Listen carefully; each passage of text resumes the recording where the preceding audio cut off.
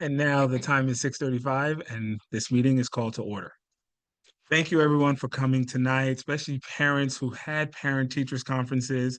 Maybe you're like me and you pushed them to earlier this afternoon, or maybe you doing both at the same time. We appreciate your attendance and thank you for being here as you're a parent leader just like us. I would want to ask our interpreters to please announce yourselves and then follow that with your information in the chat. Muy buenas noches y bienvenidos. Para escuchar la reunión en español, llamar al número 347-966-4114, seguido del código 483-025-196, signo numeral. Por favor, silenciar los micrófonos en sus dispositivos, tanto en Zoom como en el teléfono, para evitar ruidos de fondo. Gracias. Thank you.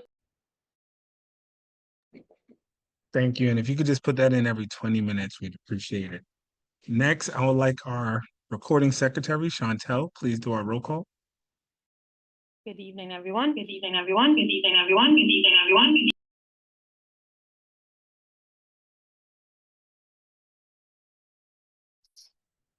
Okay, wonderful. We have first Vice President Lauren Clavin. Present. Second Vice President Jennifer Sobers, not here. Recording Secretary Chantel Chambers is here. Treasurer Alicia Bauer. Here. Members Lou Zhao. Here. Annie Koch. Amin El Romim, not here. Kenya Townsend. Here. Paquita Williams. Here. And here. And President Quentin Mezitin. Here. Thank you. And can our first Vice President, Lauren, please give our update about our chat?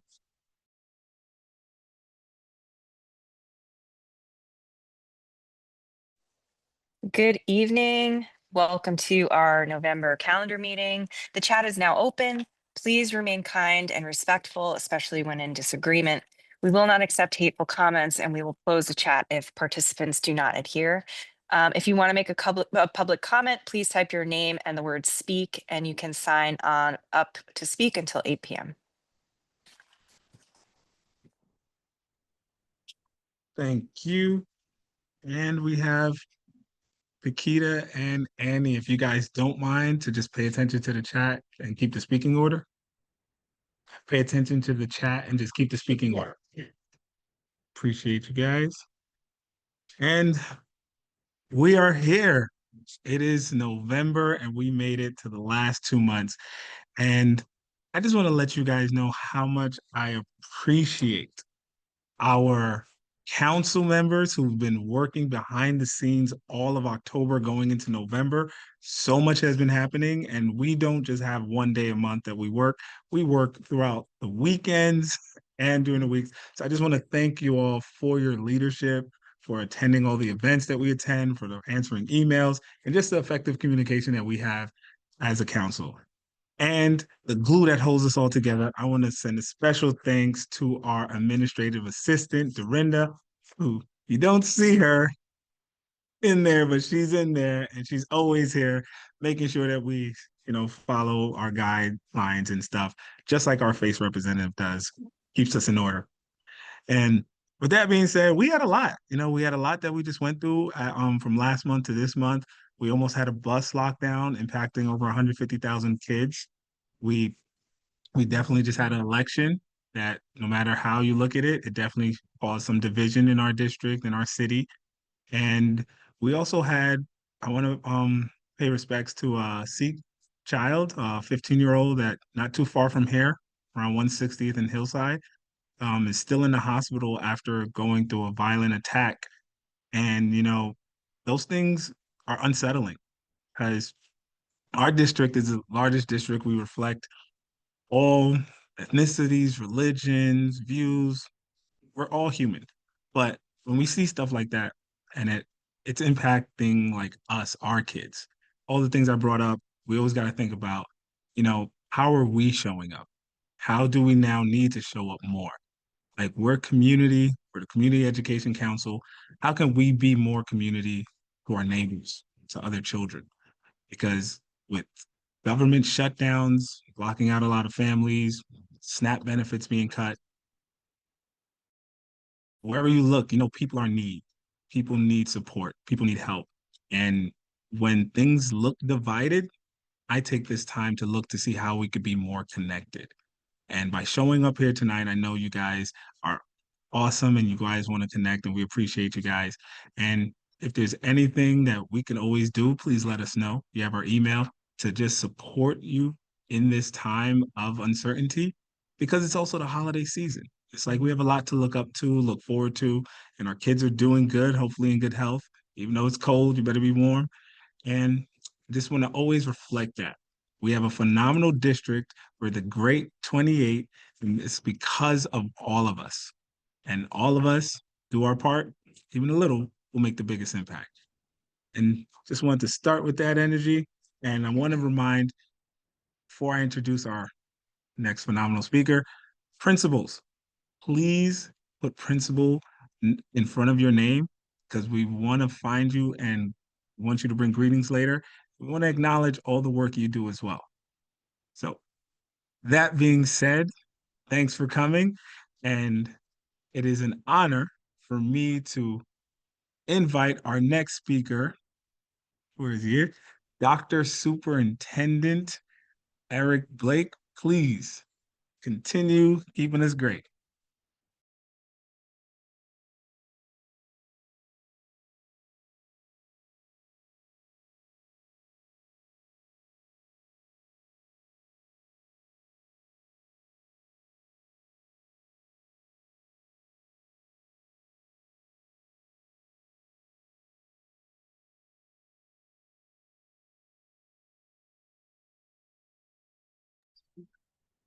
Good afternoon, everyone, and welcome to our presentation. CC, just want to say thanks to all the principals and the families who are represented here tonight, UFT Partnership, and all my other colleagues, Dr. Vaness and Patricia Henry and many others, Patrice Henry and many others who are on tonight. So at District 28, said to be the grade 28, just all right. So in our mission, we've really focused on equity as a lever for achievement for every single scholar. We know that that's very important to strive for excellence. We at District 28, the grade 28, we're committed to every school maintaining high academic standards and working closely with families as, partnership with getting those scholars to be the very best that they can be. So in our community, our vision is to celebrate our differences because we are different, but those differences are woven into the idea that we can really cultivate, or we can really pull together as a community to have unlimited possibilities for our kids to explore and to learn. So we understand and act and really acknowledge our differences is one of our strengths. The 4 priorities are, for my really focuses are on improvement in math, of course, and literacy, and of course, to work at chipping away at the chronic absenteeism that continue to plague our district, and also to really promote not just student, but to increase parent and family engagement and family empowerment in our district. Of course, last we were able to avert the impending bus strike, so that's now behind us. However, we were in a state of readiness to distribute cards to our families if the strike were to be a reality. So we were really strategically preparing to deal with that situation. In our district, we are looking at language arts instruction with a multi-tiered system of support with literacy implementation. Multi-tier is just a term that means that we're looking at different kids, learn differently and at different times. So the schools are responsive in trying to provide education to those students, not just tier 1, but to look at tiers 2 and 3 instructional opportunities to meet our kids where they are and to look at their differences. And also in our group, we have a large multilingual learners, multi-language learners, and our district is dedicated to advancing to ensure the equity, to make sure that all our students learn at top-notch education. So we look at best practices and how to integrate these into our curriculum, which is the HMH curriculum for grades K through 8. Math is also on our horizon as well. As a district, we're talking about implementing New York City SOLS, which is a math curriculum. And by April of 2026, we should be in a better space as to make a decision around the best curriculum choice for our students to guide our K through 8 students. Chronic absenteeism is a problem in our district, but we have seen some improvements, 93% to date, official attendance, which is above what we had last year at this time, 35 schools, and we have 23% chronic absenteeism, which is a lower number, and our aim is to keep pushing the numbers, that number down. And of course, we promote professional development for, district-wide portal by New Visions and other data sources. So the whole idea is to really look at where our students are, try to liaise with the families. Our district achievement coordinator has been very busy visiting schools to make sure that our attendance is right on target. Some of the highlights from our district, we have the MBK, My Brother's Keeper, My Sister's Keeper, Hispanic Heritage Celebration hosted by one of our principals, Dr. Lucien, IS8, where the school-wide celebration where we really focus on cultural heritage of our students through dance, food, and other activities.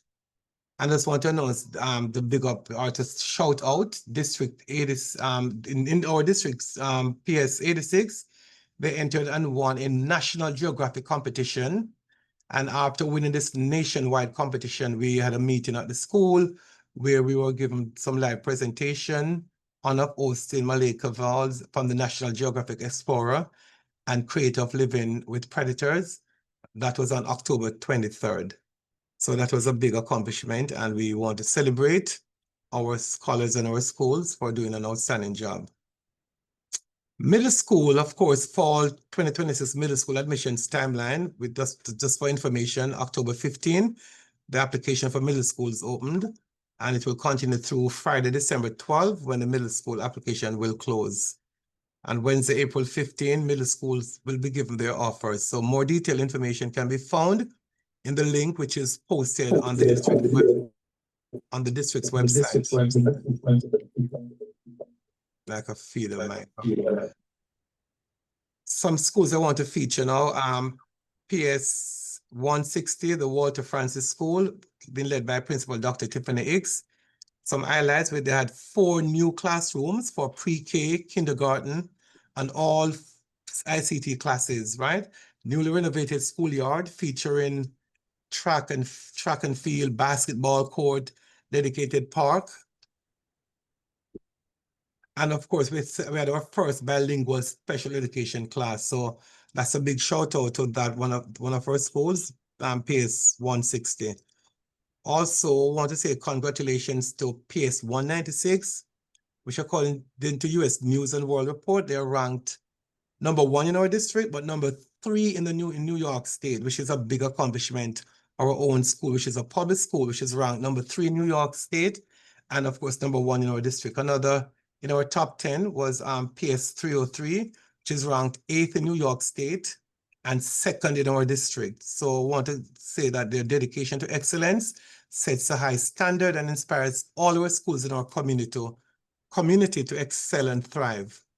So I just want to say that we just had a big visit at PS 182 with hosted Deputy Chancellors Foti and Deputy Chancellor Danica Rocks, along with our leadership team. They were inspired by our commitment to creating an inclusive community where every student can thrive. Innovative practices like using read and write to remove barriers and empowering students through the Tech Ambassadors Program are truly exemplary. Some of the quotations came from that visit. So we are really doing very well in our school, and we just want to, to shout them out and to say that's a standard for every school in our district. We're also proud to say that we are part of Phase 1, 5 districts across New York City. I've received tailored professional learning and coaching sustained support to ensure implementation of evidence-based strategies that fully integrate autistic students and students with other disabilities into everyday school life. So the visit was around 182, is one of the schools, and there are 5 other schools in the district that are piloting, where the leaders and the teachers have direct coaching, live coaching, working along with school staff to really level the expertise in our district to help all students achieve. And of course, in District 28, we have a high volume of kids with autism or varying disabilities, or different IEPs. So this is a welcoming program for our district, which we're hoping to scale across the district. So just want to thank you very much for listening to the presentation. And what I'll stop sharing right now, but I want to call on, as I did ask before, Principal Patrice Henry from the high school. She's from B-Tech High School, a former colleague of mine when I was in the high school world, to just give us a few words of greetings. Thank you. Good evening, everybody, and thank you, Dr. Blake, for sharing some of your time with me. I'm really happy to be here. I love that tagline, the Great 28. I have actually a very loving relationship with District 28 because I actually started my teaching career 19 years ago in District 28 at York Early College Academy, and now I'm very proud to be leading Business Technology Early College High School in Queens.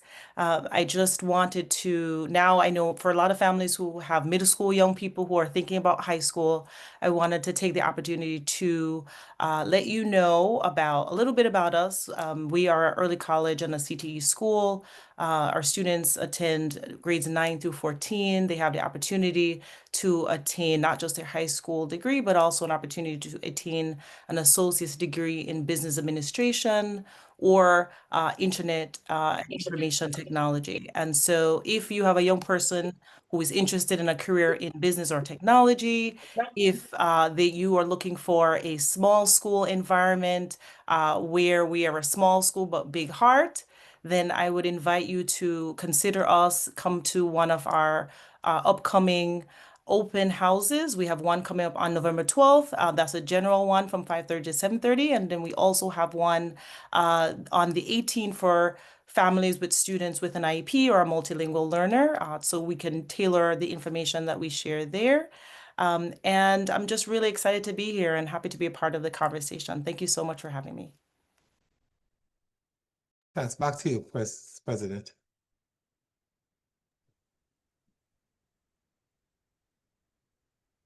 Thank you for that amazing report, and nice to meet you, Principal Patrice Henry. Thank you for that greeting. And before I bring up our next phenomenal guest, I just want to acknowledge the holidays that we're celebrating this month. This month is National Diabetes Month. This month is also Lung Cancer Awareness Month, COPD Awareness Month, which is Chronic Obstructive Pulmonary Disease Month, National Epilepsy Awareness Month, Alzheimer's Awareness Month, Pancreatic Cancer Awareness Month, Stomach Cancer Awareness Month, National Healthy Skin Month. Okay. Antibiotic Awareness Month. And I had to look this one up. Clostridial difficile Awareness Month. And it's interesting because that's actually the awareness that antibiotics can cause infections. So they kind of fight each other. But it was weird. But it's the month. So let's stay aware. And Military Family Month. Veterans Day is coming up November 11th. We have no school next week, Tuesday, to celebrate. Transgender Awareness Month, Native American Heritage Month, and we just want to congratulate our new elected mayor. As you know, sometimes mayor means new administrators. So we look forward to seeing how all this new positive impact changes pertaining specifically to education. And it's also Islamophobia Awareness Month, Hindu Heritage Month, Red Wednesday, Israel History Month. All Saints Day was November 1st, And lastly, we're gonna have Thanksgiving, which that's just food. So let's eat and let's celebrate and let's commune with each other. And that being said, I would like to invite our one and only Queen of the South, Superintendent Dr. Van Ness and Yes. Principal Harold. Yes. Thank you so much for having me. And thank you for having me here at CEC28. Thank you for the invitation, President. I am joined here by my dynamic principal, Principal Harold of Queens Collegiate. He will soon bring you a presentation focused on his school. I'm going to bring you a presentation focused on Queens South High Schools. I'm going to share my screen now. And we are going to get started. I want to shout out as I load up this presentation, my prior roots with Superintendent Dr. Blake. We used to be high school principals together on Erasmus Hall campus. And then my prior roots with Dr. Hall, I used to serve as her deputy when she was a principal. So we are definitely in the Great 28, and we have a long-standing relationship and history together. So again, thank you for having me. I am Dr. Josephine Van Ness, proud superintendent of Queens South High Schools, where our vision statement really centers on the idea of nurturing schools, families, partnerships, and communities, and fostering what we call affirming environments of empowerment, engagement, and infinite possibilities for our students to explore, achieve, and succeed. We do that by planting what we call seeds of excellence. Our seeds stand for sparking innovation, elevating equity, diversity, and access, ensuring accelerated learning, developing student self-efficacy, and strategically engaging families and partners. I do not get to do this work by myself. I have an amazing team that helps to support the work of supporting our schools. I have an executive team that is our Deputy Superintendent, Dr. Namita Dwarka, our amazing Executive Director, Stephen Chernigoff, and my special assistant, Mr. Neil Ganesh. And then all these other people help to make the ecosystem of excellence continue to persist across our district, from our APPAs to our content leads, to our special education and MLL directors, to our student support managers. We cannot do this work without them. And I usually have all of my districts. I have districts 27, 28, and 29, 30 high schools, 6 of them being 6 through 12 secondary schools. But these are my amazing and dope District 28 principals. You see Principal Harold from Queens Collegiate, Principal Nolasco from Holla, Dr. Nita Ahmed from Jamaica Gateway, Principal Paul Wilbur from Forest Hills, Principal Moses Ojeda from Thomas Edison, Principal Judy Henry from Queens Gateway, Principal William Johnson from Metropolitan, Principal Dr. Anna De Jesus from York, and Principal Laura Van Deren from Leeds. And so every time I'm in community with our community, I show a little video of us in action. So this is our New Year address video, which gives us a little recap of what we do here at Queens South High Schools. Can you hear? You hear? Hey there, new school year. Can you guys hear it or no? Can you hear it? Okay. Yes. Yeah, it is. We are so ready at Queens South High School. You don't want just really smart kids. You want students and others who are emotionally intelligent, that know how to network, that know how to build relationships, right? That know how to think critically. That is what we do as educators, right? We build up the whole child. My name is Dr. Josephine Van Ness, Superintendent of Queens South High Schools. Welcome to the 2025-26 preschool year. We have a theme, and this year's theme is Elevate and Accelerate the Transform. What does that mean? It means that we will continue to deepen and elevate the amazing work that we started, while accelerating outcomes and opportunities for our schools and scholars in order to continue to transform our district. Initiatives like STEM in the South, corrective reading intervention, financial literacy, future ready programs, and the expansion of MBK and MSK will be in full effect and better than ever. With consideration to transformation, we will be launching district-wide initiatives grounded in AI and developing showcase classrooms, which we will call seed sites. We will also be welcoming HBCU Early College Prep, the first of its kind in a metropolitan area, to our portfolio of schools. Queens South High Schools, we have the best and brightest leaders, educators, students, schools, and dynamic families, community members, and elected officials who are all invested in being one Queens South High Schools. Together, we are better. And those seeds of excellence we've planted, well, we are watching them bloom. Let us all stay committed to planting seeds of excellence, and let's have an amazing school year. So that's us in a nutshell. That is Queen South High Schools. That was a review of all the things we've been able to accomplish in the years prior. And every year I do a New Year address to our community. And so what's our theme this year? It is to eat, elevate and accelerate and transform. And so when we go into schools, when we go into classrooms, you will hear us saying, how are you eating this year? What are you elevating? What are you accelerating across your schools in order to continue to transform our district? And so here are some ways we're eating. Here are some big bucket highlights, similar to Dr. Blake, and shout out to your school who has been placed on that best school list. We too have the #1 high school in the city and state, Queens High School for the Sciences in District 28, the Great 28. Was ranked #1 best high school in all of New York City and New York State under the leadership of Dr. De Jesus. And that type of achievement goes to the leadership, the educators, the parents, the scholars. Together, they were able to lift that achievement. We are a corrective reading district. We realize that as students come to high school, they still have literacy gaps.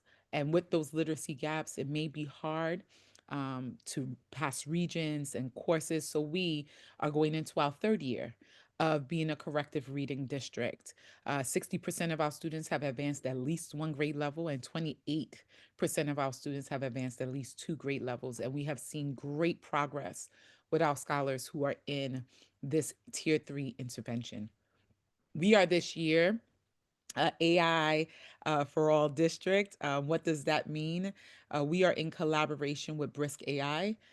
All of our schools and our teachers have been trained on using AI as a learning tool and resource to be able to provide more targeted feedback, more tiered instruction, using the teacher's expertise to then also have tools that are differentiated at their fingertips. We just did Election Day PD, where we were able to train 641 of our teachers. First, our principals got trained, and then our teachers got trained. And all of our schools have, for free, premium access to this tool. We just had right in District 28 at High School for Law Enforcement and Public Safety, our legislative breakfast, where we were able to thank our elected officials for their multiple contributions to our district, as well as lift all of the things that we are doing, but the things that still needs to get done, and being able to collaborate with them on how they could continue to support our schools. We were also joined by First Deputy Commissioner Kinsella, who brought remarks from the NYPD, because together we all collaborate to ensure that our schools are both safe and progressing forward. We just had what is our 4th annual Queens South High Schools fair. We had our college fair, and then we had our high school fair. And every year we have more and more students and families attend the fair. And it's because of the amazing work happening across our district, but for the sake of this meeting, within District 28. And so we're super proud of the outcomes and our families that were in attendance, and our scholars, prospective scholars that were in attendance.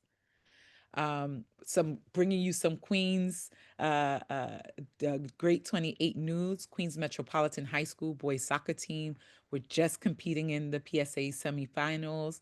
And as you know, Our one screened arts program is at Forest Hills.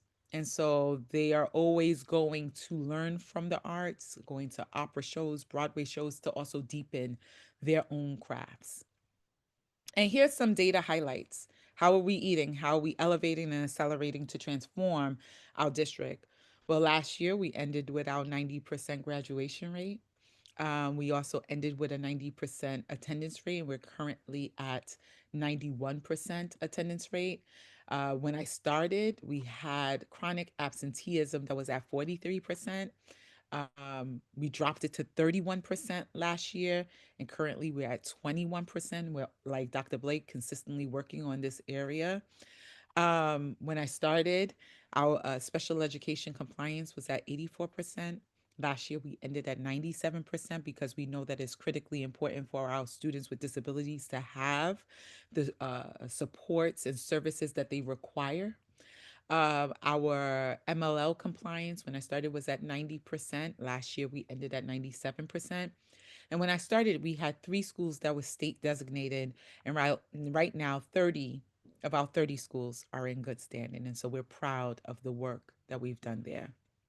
When we're talking about that post-secondary readiness, and right now I'm just going to focus in on the college post-secondary readiness piece, we ensure that all of our students have access to advanced placement courses. So 30 of our 30 schools have AP courses and have multiple AP courses. 24 of our 30 schools have dual enrollment opportunities, whether it's College Now or having a partnership with a direct college. And as they're sitting in those courses, we have for advanced placement a 93 course pass rate. And for dual enrollment, a 90% course pass rate. So not only are they sitting for these courses, they're also passing it. So that means they're leaving with those appropriate credits. And when we think about it, so every year I get these emails from my principals. Oh, this student was able to get this scholarship, and this student was able to get this scholarship, or they got into this school. And so we did some investigation, like, well, how many scholarships? How much in scholarships did we actually acquire? We acquired $45 million approximately in scholarships, from Posse scholarships to Questbridge scholarships to Dream scholarships, with our students going to Ivy Leagues, to CUNY SUNY, to HBCUs. And some of the colleges you see here are some of the colleges that our very Queen South students are currently enrolled, from Princeton to Howard to Morgan State to Yale to Columbia to St. John's. These are the schools that our scholars are getting into. And so we're so proud. And when we're talking about the pathway work, right? Like, so our students who may want to go to college and have a diverse pathway, or a student that wants to get out and get right into a career or a pathway, we also offer that. When I started, we had 6 future ready programs. We now have 30 future ready programs, from technology to business and finance to healthcare to education to HVAC, offered right in our schools. And so we are very proud of the expansion of this work. These students get work-based learning. They get all of our schools, we track that post-secondary readiness through a platform called Overgrad or Zello. My schools have a choice of those 2 platforms to make sure that every student has a post-secondary plan. And then they also get to learn from CTE teachers in these respective fields. And so we're proud of that work.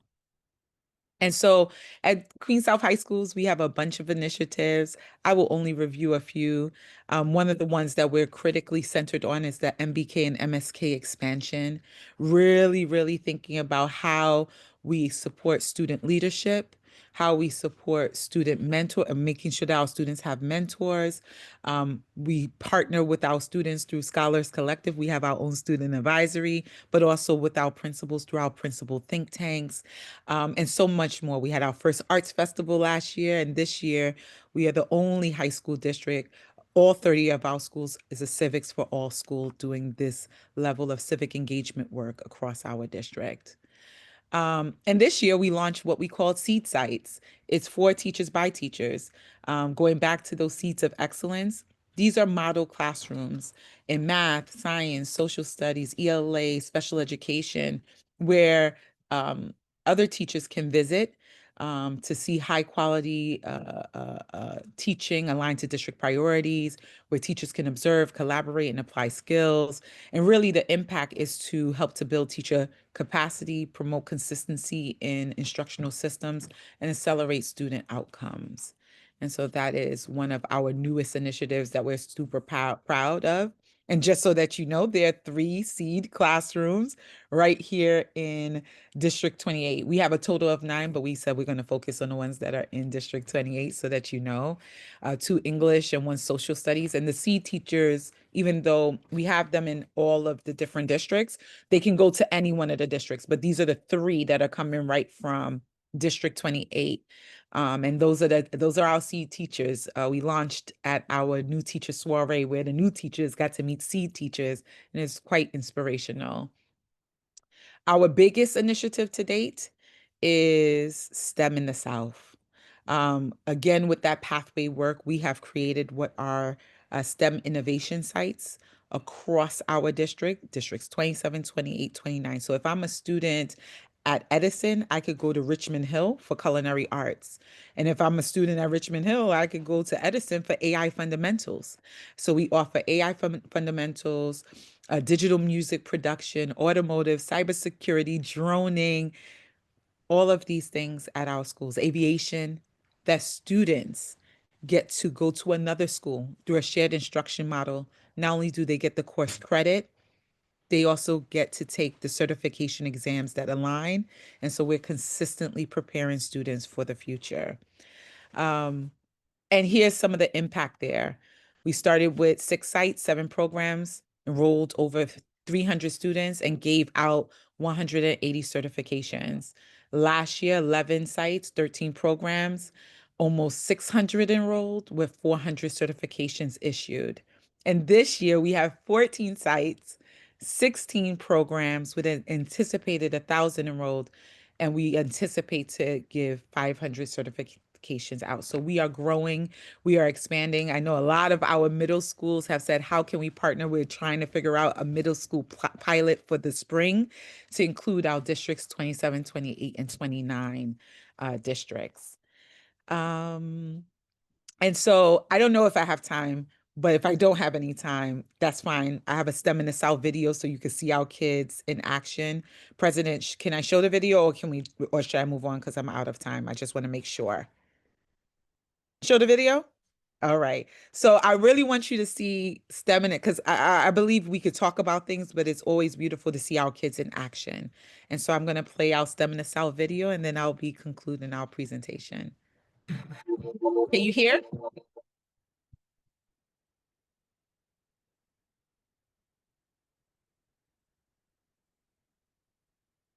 Welcome to STEM in the South, a groundbreaking initiative at Queens South High Schools.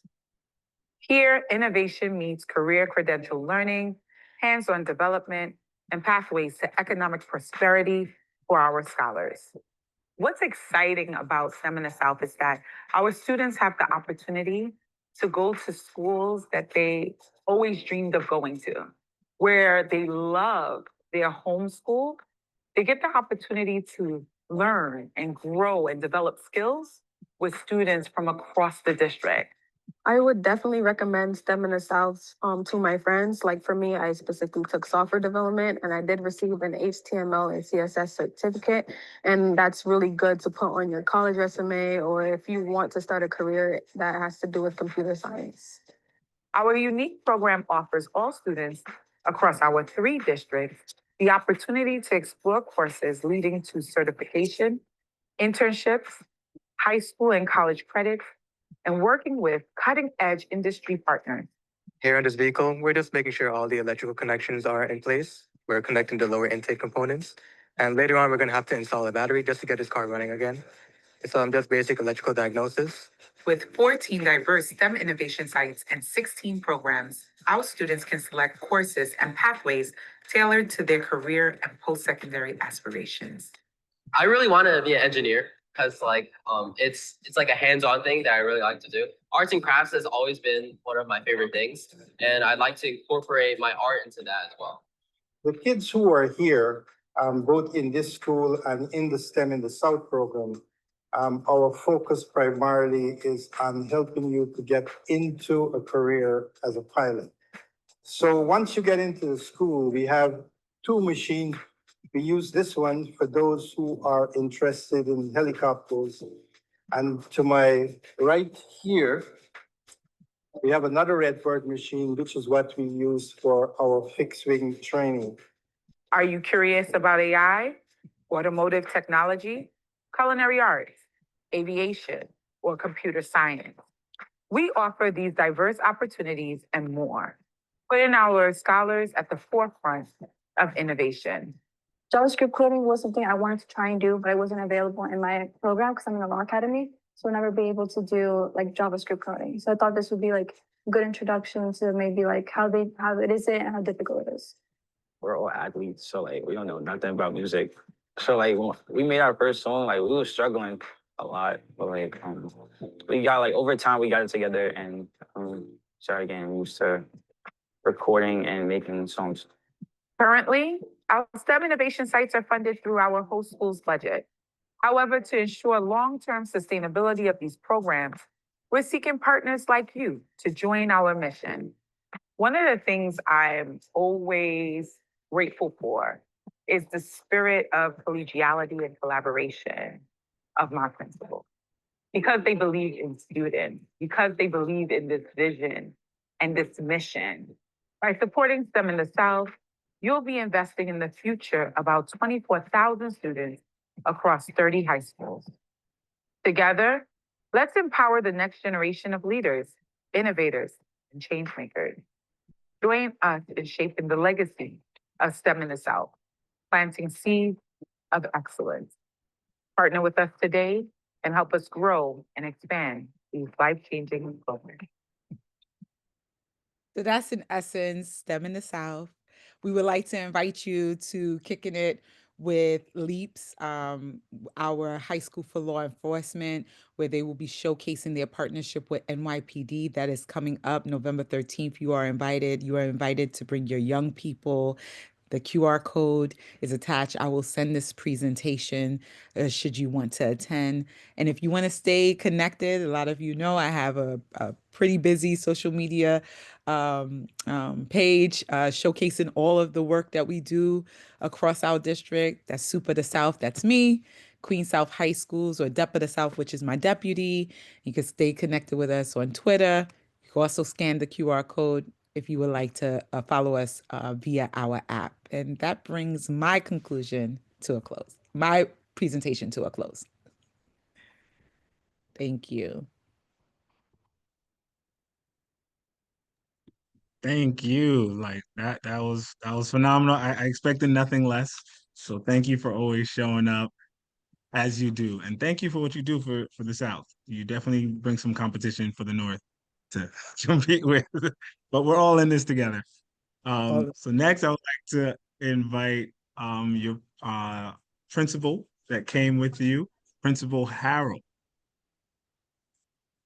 Bring some All right. Good evening, everyone. Good evening. Good evening. I'm just going to share a quick deck. I'm faced with the impossible task of following Superintendent Dr. Van Ness, but I'm gonna do my thing. All right, and hopefully it stands up. Thank you, Dr. Van Ness. Dynamic and great. So go ahead. There are a lot of special things happening in Queen South High Schools, and I am deeply proud to be part of that district. As a 6 through 12 school, though, we're a little bit unusual in a high school district because we enter students in grade 6 and in grade 9. And so I've had a long-standing partnership with CEC28, and I'm looking forward to continuing that partnership in the months and years to come. So I'm just so happy to be here to talk to you about Queens Collegiate. This is my 12th year at the school. This is my 5th year as principal. It is my educational home. And the other thing to know about me is that I'm a parent of 2 New York City public school students. My younger son is in 7th grade. We're in Brooklyn. We live in Brooklyn, so he's going to school in Brooklyn. And my older son is in 10th grade, and he's traveling every day into Manhattan. I'm a proud parent of public school students. And I want for our students at Queens Collegiate and in Queens South and in District 28, the same thing that I want for my own students at home. I want them to have a safe, happy, rigorous education. And that begins and ends with the people we surround ourselves with the environments that we create, and with ensuring that every classroom, every day is on point, and giving our students the best possible experience of math and social studies, of what it means to be good friends and companions, of how to be good students and to be prepared for the next steps in life. So I could talk for hours about this. I'm not going to, however. So I'm going to give you some of the high points, and I am going to come back for the middle school and high school fairs that CEC28 is putting up. And I'll talk a little bit more in a little bit more detail about those things when it's time to give that pitch. But today, I just want to share with you who we are.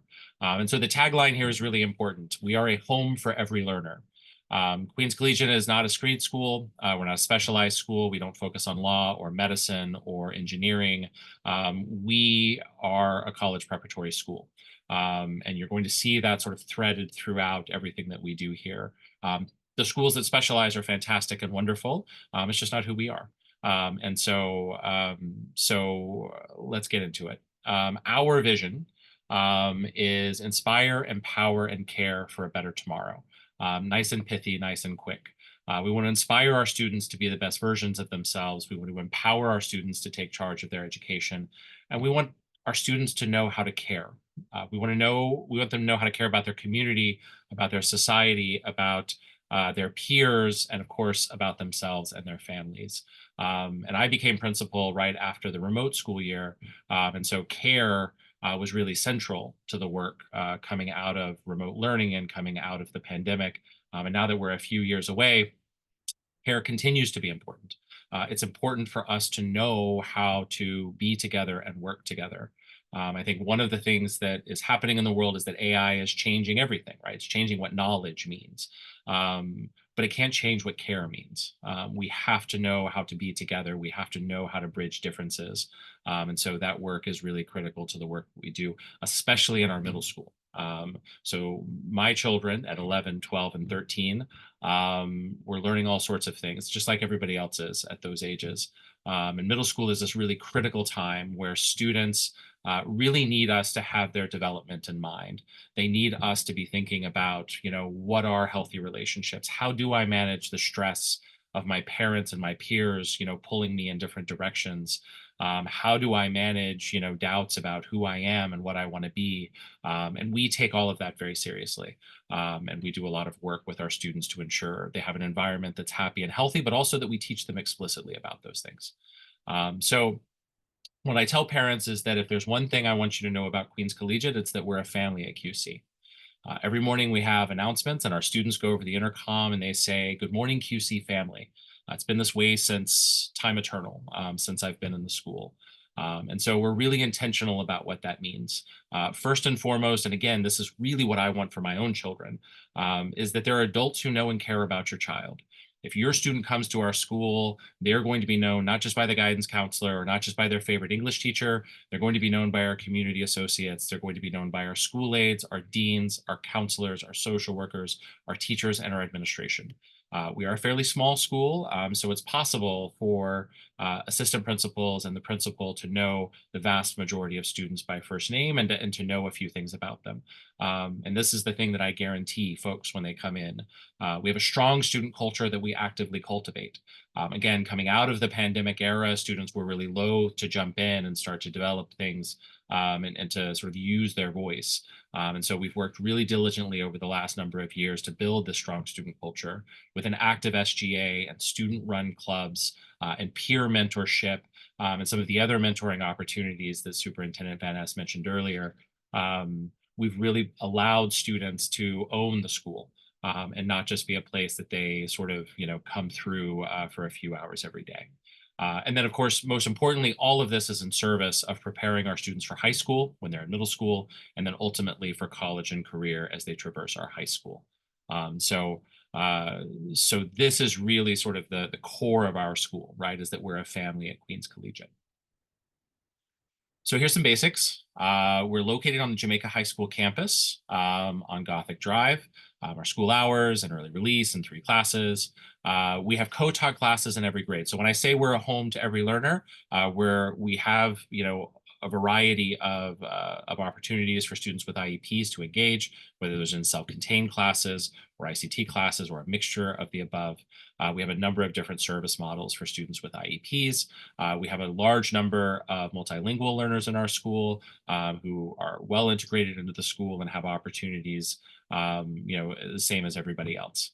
The thing I'm most proud of in our middle school is that last year we had a 64% proficiency, that's levels 3s and 4s on ELA and math for all of our 8th grade students.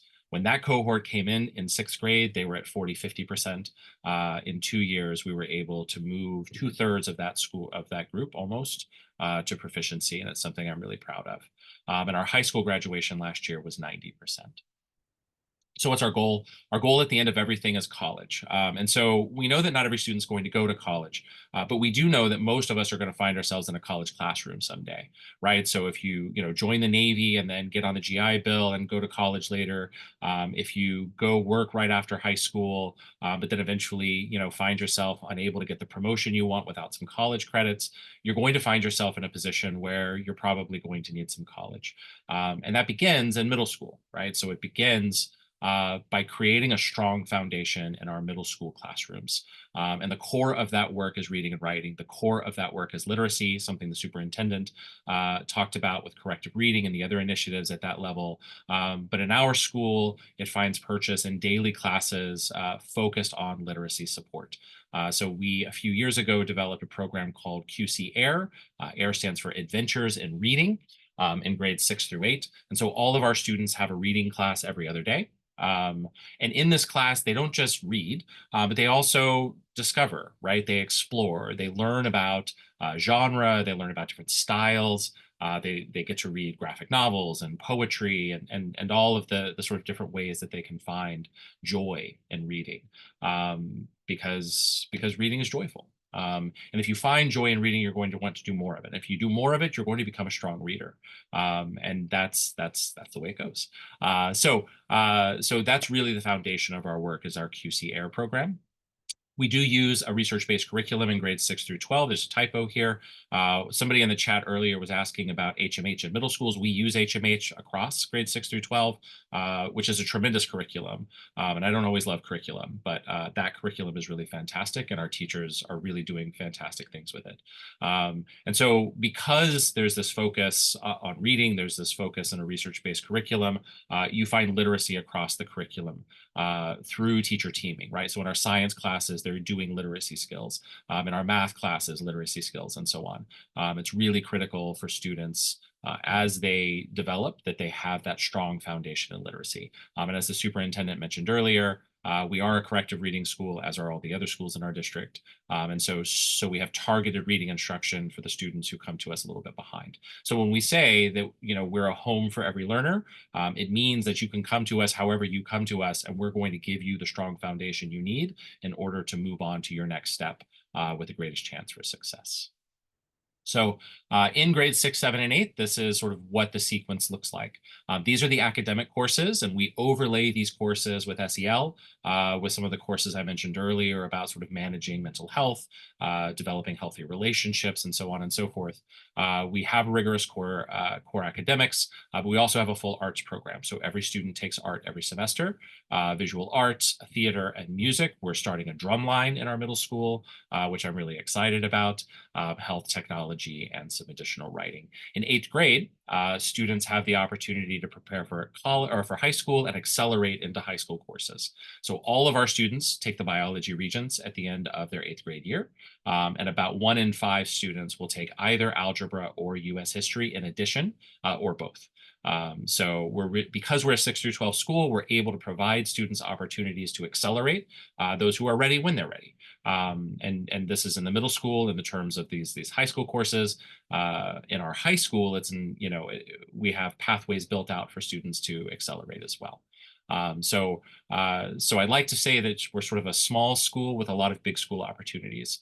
Students in our school, even though we only have 250 students in our middle school, students are able to take multiple Regents exams. Students are able to explore things like drumline and NBK and MSK, even though we're a small school.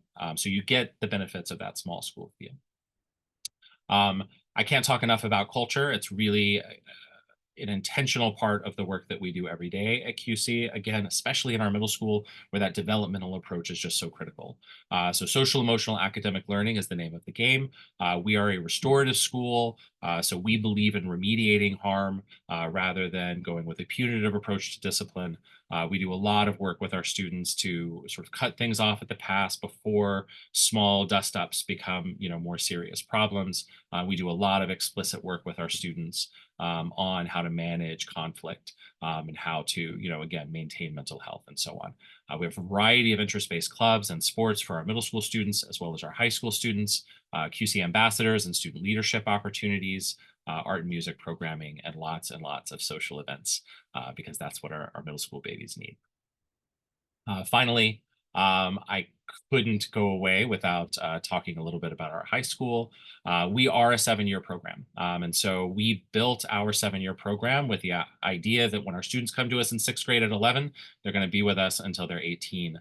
And every year at graduation, it's just such a beautiful thing to see students who've spent 7 years with us, and to remember them, what they were like when they were 11, and to see them as, basically adults at 17 or 18 is just it's a heartrending thing.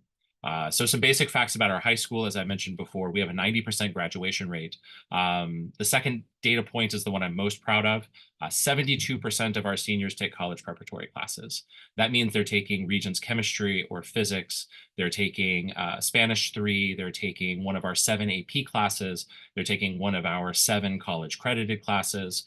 And remember, we're not a school that only takes some students, right? So all the students who come to us have opportunities with these college preparatory classes. And in fact, many of those college preparatory classes are required along the way in order to get to graduation at our school. So we take very seriously the idea that we want to prepare our students and give them foundations for college by exposing them to college level material while they're in high school. And that's not a bell or a whistle. It's just a fact of being at Queens Collegiate. In addition, because we're on a campus, our high school, along with the other 3 high schools, can offer 30 sports. We have a 4-year band program, so students can learn an instrument.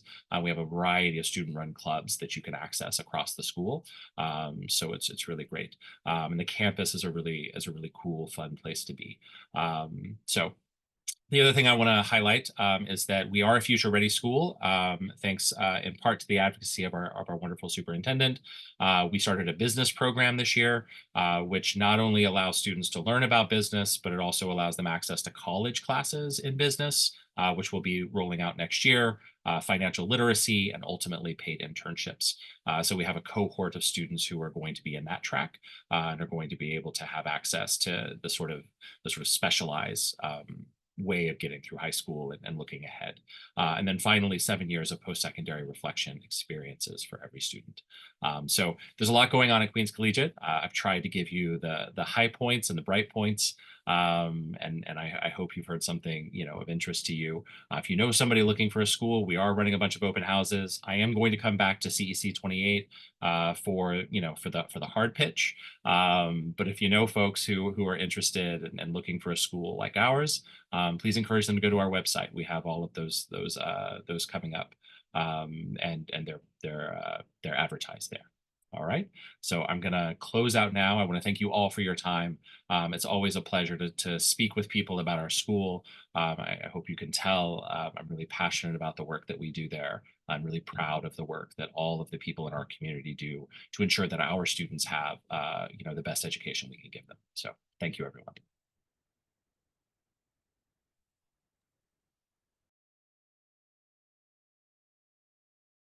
Thank you, Principal Harold. That was phenomenal. You really enlightened us, and I'm looking forward to the hard pitches at our middle school and high school fair. Yes, and I know I owe Because you an you're gonna email. be I just need to have you 12, out and to now you're the. gonna be pitching. So I'm looking forward to that.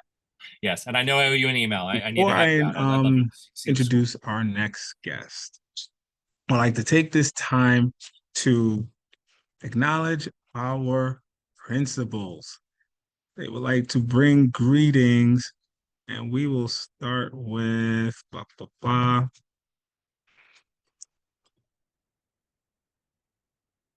Principal Henry. Again. Oh, hi again, everybody. Principal Henry here at Business Technology Early College High School. Just saying good evening and thank you so much for having me this evening. Thank you. And we have Principal Hanley. Hi, good evening, everyone. Henry and Hanley, boy, we do sound alike, right? Happy fall, everybody. Very happy to be here. Very interesting to hear about the high schools and the middle school coming from the elementary school. I really enjoyed those presentations. At PS54, students, family, and staff, we're working very hard to maintain a high attendance rate. We're currently standing at 94%. So we're pretty proud of that, working on getting it a little higher or keeping it at 95%. We're also working with all of our teachers, supporting them with diving deep in data analysis to gain, deep insights into their students' strengths and areas of need so that they can plan instruction that targets those specific areas. Last, we're really excited. We're preparing for our community multicultural feast. It's coming up later this week. It's really a great tradition where we all come together to share a meal, celebrate our diverse community, and really express our thankfulness.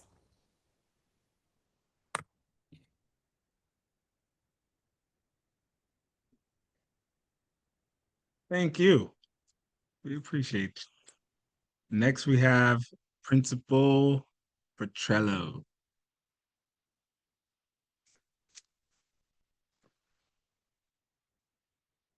You're on mute. No, he's on mute. There we go. Good evening, everyone. Excuse me, Nick Petrillo, principal of PS 121.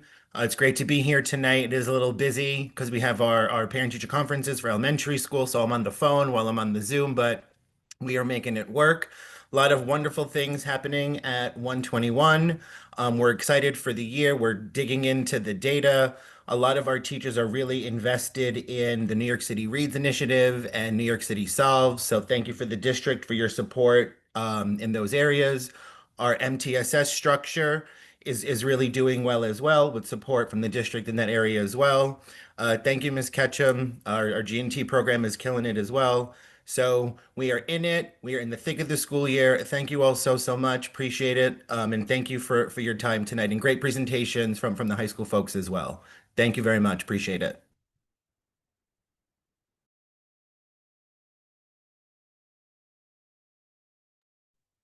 Thank you. And did I miss any of the principal? Oh, Henry. No, please. Principal Judy Henry.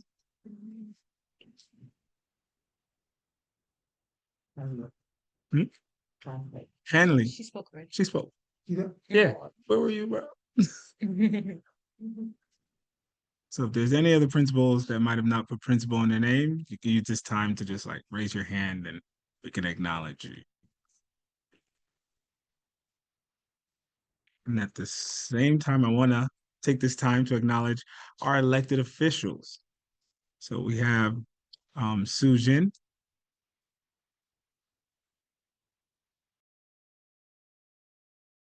Hi, good evening, everyone. Can you hear me, guys? Can you hear me?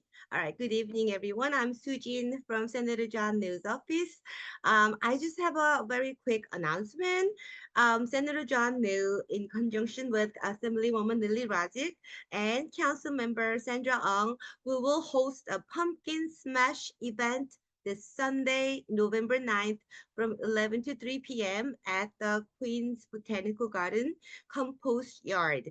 You can bring your old pumpkins, jack-o'-lanterns, and gourds for a fun and family-friendly composting event featuring a real pumpkin catapult. So you can watch or help launch your pumpkins through the air and see them smash into compostable pieces. So I'll share a flyer in the chat. So if you have any questions about this event, please feel free to contact our office at 718-765-6675. And I'm uploading our flyer. Yes, here we go.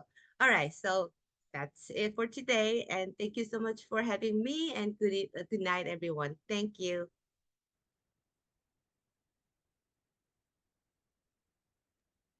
Thank you. And we also have, I think we have Ari. Sorry here. If there's any other representative elected official, you could just raise your hand and I will call on you to bring greetings. But we cannot forget our phenomenal district office. I want to start with Dr. Hall.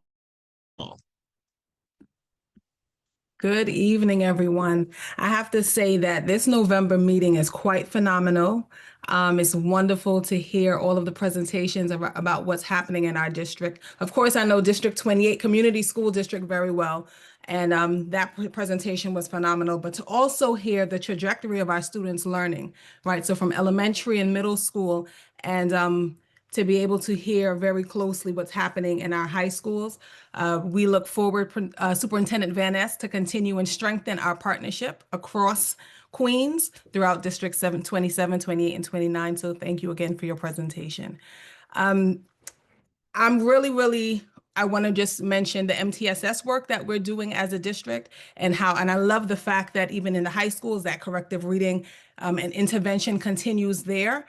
In our community school district, MTSS, I've read it in the chat throughout. We all know that it does support the learning regardless of where a child comes in in the beginning of the school year. We meet students where they are. So not only does our students receive what they need in Tier 1 instruction through, for us, HMH, through literacy, but Tiers 2 and 3, students are receiving the support that they need. So as a district, I just want to highlight Dr. Doris Castillo, who was on the call this evening. Huge shout out to you. She's leading our New York City Reads work as our district's ELA implementation specialist. And I also want to give a huge shout out to Laura Kobos, our MESA, Multilingual English Services Administrator. So we as a district really do strive to support each and every learner, no matter where they begin in our district and in our classrooms. And I just want to say as well, thank you to the families and the principals that are on this evening. We look forward to continuing to be in partnership with each of you.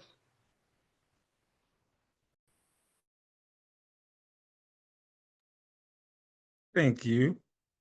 And I would also like to call Dr. Benoit. I know I saw you a second ago.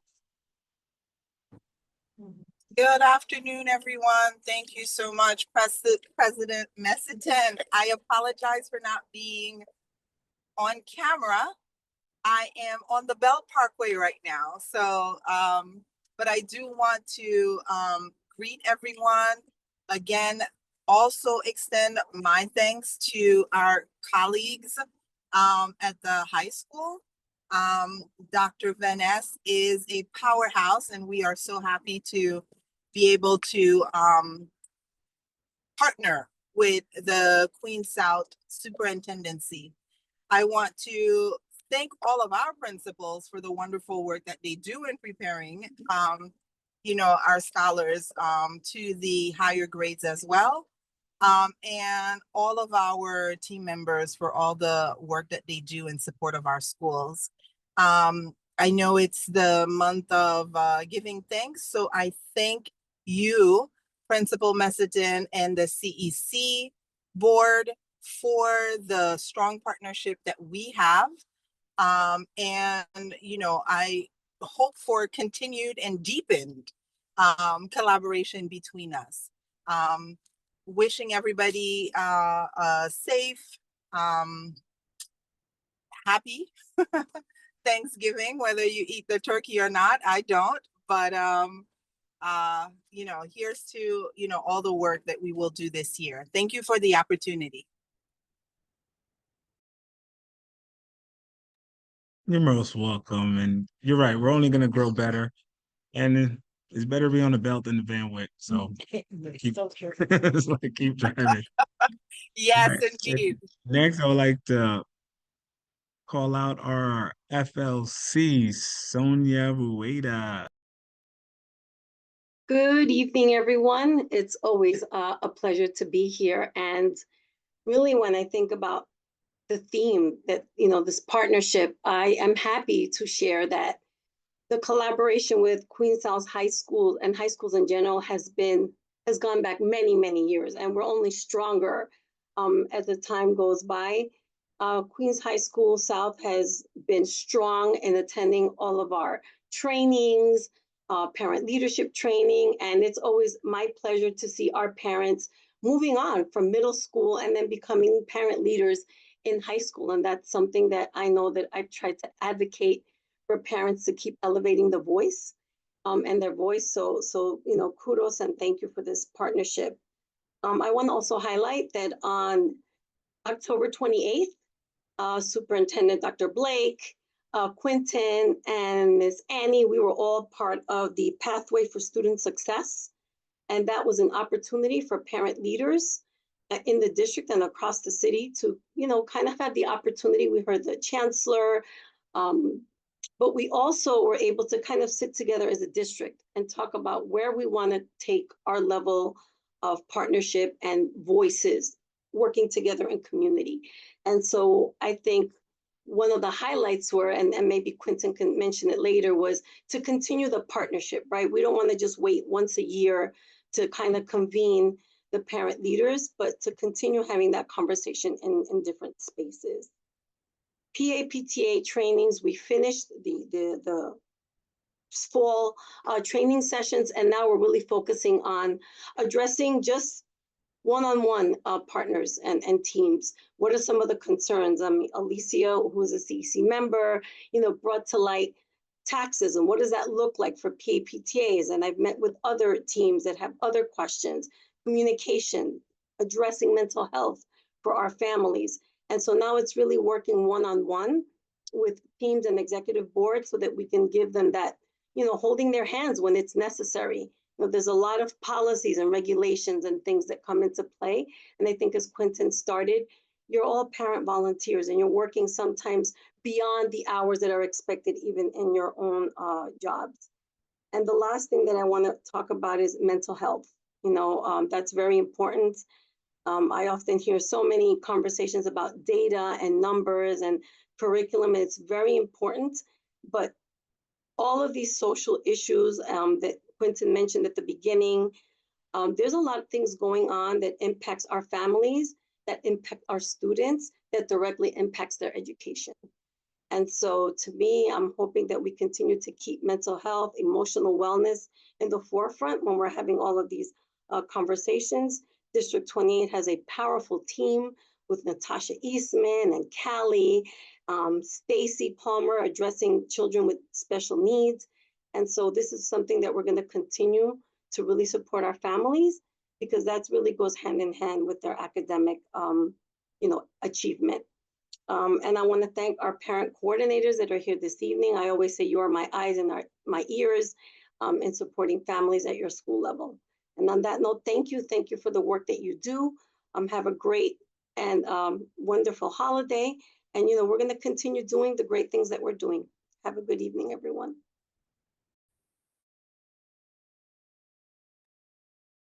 Thank you, Sonia. You really brought the mic. You just dropped the mic. You brought all that value, and it was nice.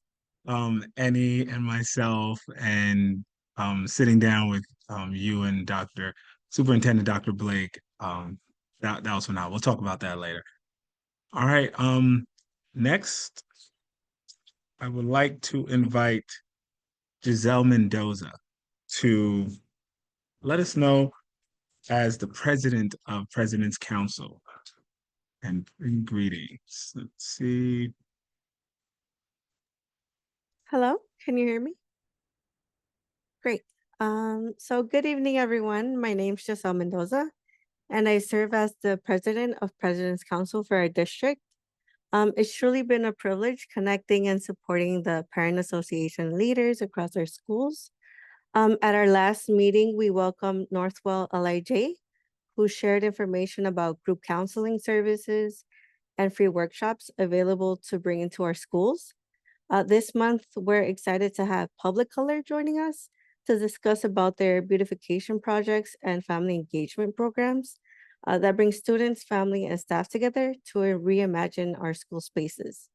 Moving forward, I'll continue to invite more community organizations and partners to our meetings to explore ways we can build stronger connections between our families, schools, and community resources. My goal is to make President's Council a space where we can gather ideas and where we can learn from one another and find creative ways to increase parent engagement, support our students' well-being, and celebrate the diversity of our district. I'm looking forward to collaborating with everyone and ensuring that families feel informed, included, and empowered.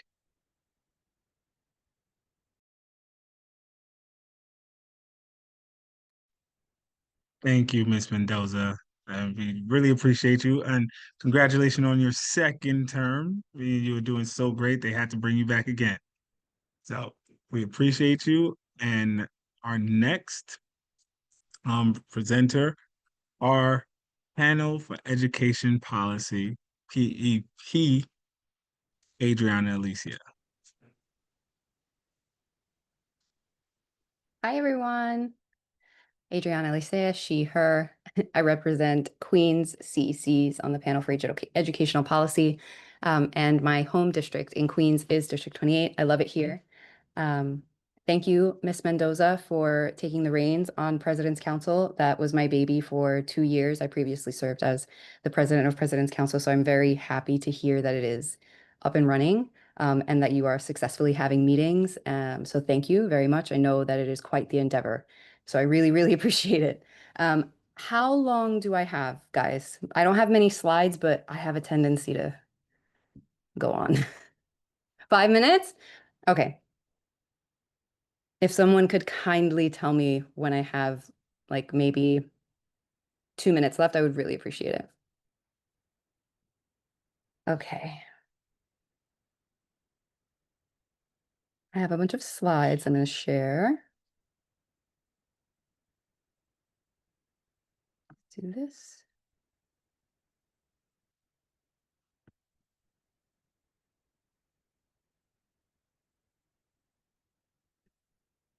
Can you guys see the slides on the screen?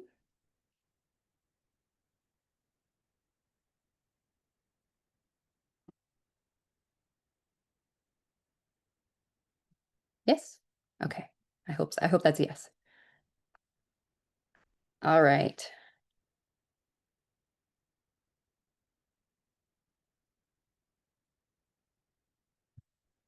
Okay. It's loaded for me too. So, what is the Panel for Educational Policy? The Panel for Educational Policy is often called the PEP also.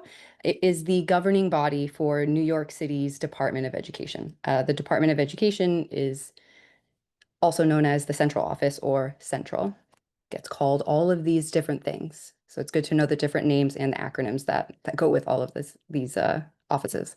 The PEP has 24 voting members. It sounds like a lot because it is a lot. There are 5 members that are elected by CEC presidents representing each respective borough, 5 appointed members that are appointed by the respective borough presidents. 13 members are appointed by the mayor's office, and there is 1 independent chair. Currently, our independent chair is Chair Faulkner. What does the PEP do? First and foremost, the PEP guarantees, apologies if you hear noise in the background, I live with a 7-year-old. The PEP guarantees access to a high quality education for every New York City public school student. That's what NYCPS stands for anyone who's new here. The PEP ensures that families have the resources that they need to support their children's success. And we approve major things like contracts, policy, school closures, and co-locations, etc. So what is my role as the Queens CEC representative to the PEP? This is a screen grab from a school utilization hearing that I held in June. So as the Queen CEC rep to the PEP, I am responsible, and I take it very seriously, to bring the concerns of each of the school districts, or each of the CEC districts rather, directly to the PEP stage and directly to the central office when appropriate or when necessary. I think that it is also my role to advocate for our students chiefly, right, in their educational experience, but also to advocate for parents and families who, make up the backbone of our school spirit, right, and makes up the backbone of our community spirit, not only here in District 28, but across the borough entirely. And it's really important that, we celebrate the major wins just as much as we take time to do the work to get the hard things done. And we'll get back to that in a minute. So what does the work that I do on the PEP look like in the day-to-day? Most recently, it has looked like doing a lot of work with the utilization committee. We passed a resolution calling for the city council to essentially conduct a two-step process. The first step being the identification of city-owned, state-owned, and federally owned space that meet the qualifications of an educational space defined by the SCA, or the School Construction Authority. There are a few things that are like easy to knock out on like a punch list. So a certain amount of square footage, the details like that. So that would be the first step of the process. The second step of the process would be organizing all of that information into a list that would be shared with New York City Public Schools in an effort to decrease the strain of the class sizes that we're seeing in a lot of our schools, especially here in Queens. And what about specifically for District 28? So we are, like I said, working on the utilization resolution. It was passed recently at the PEP. It's going to be shared with City Council. It may have already been shared, I'm not sure. And more specifically to District 28, I am working on another resolution asking for Central to count all of the schools that have pools. It's going to be really cool, but essentially I'm hoping, or it could be really cool rather, but essentially what I'm hoping is that if the building has a pool in it, we can, have the pool be renovated and used for the community, used for our District 75 students, used for community members who may be elderly or aging, mommy and me classes, daddy and me classes. There are endless opportunities, especially in a city where too many of our children drown every summer, like little ones, teenagers. It's too many to count, right? If it's one, it's too many.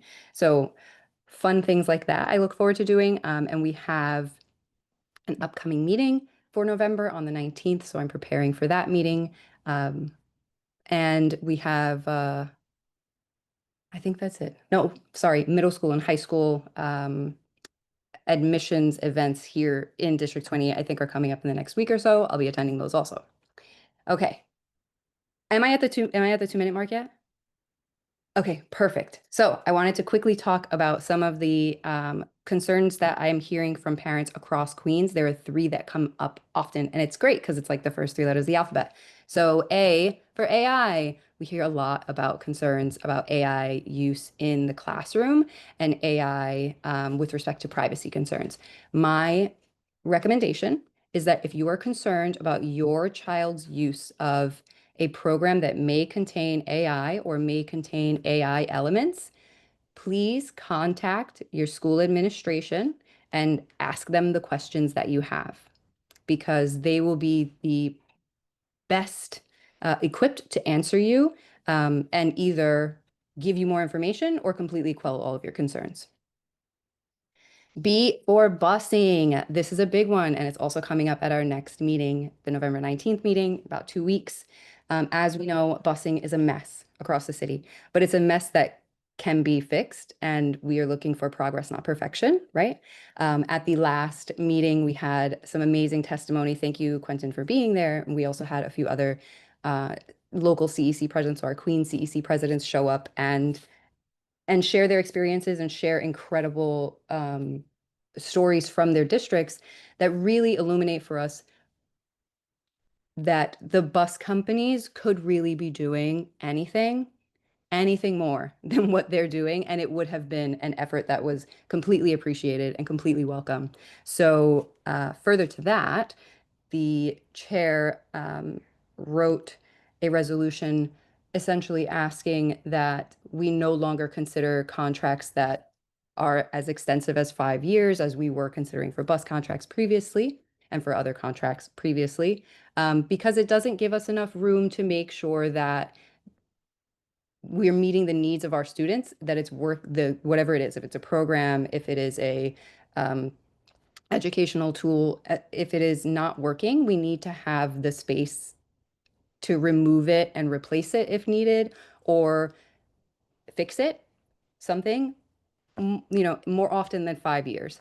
So if you're interested in busing or the outcome of busing, please join us. Or if you have comments that you'd like to share about busing or transportation in general for your student, please join us at the November 19th meeting, or you can send me an email. I will share that information in the chat afterward. And C is for class size. I feel like this is the forever topic, and we're going to be working on it across the district, I'm sure, especially since some of our schools received funding or received, I think it was a SAM, a school allocation memorandum that was specific to the additional class size funding that SLTs and principals applied for last year. And finally, please, your voice is our future. I've said it like 4 or 5 times already. Please join us at the November 19th PEP meeting. The next time PEP is in Queens, I believe, is in March. I will double check that. But if you are available, or if you're interested, please come in person if you'd like to testify. If not, you can email me your testimony. It'll be submitted into the written record. But yeah, I look forward to seeing all of you. Happy to answer any questions that any of you have, either here now, if that's okay with President Mezitin. If not, feel free to call me or email me. My cell phone number is in my signature for my email. Thank you all, and thank you, CEC28.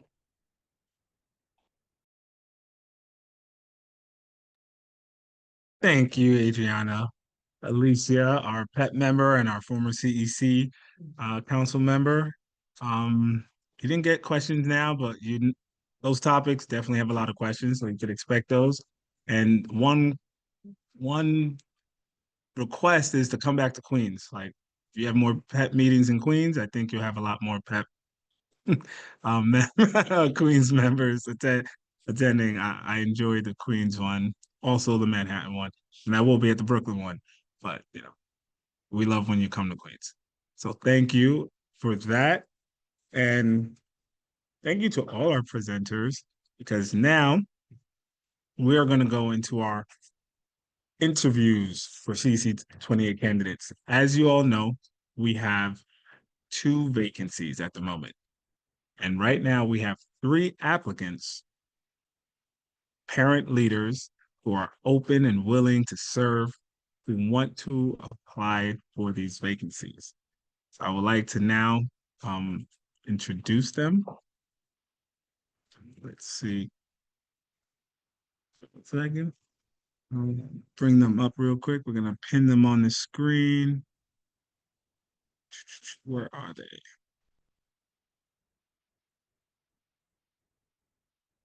All right. We have our Jordan. I don't want to mess up your last name. I think it's the Temsa. Don't worry. Let me unmute you real quick.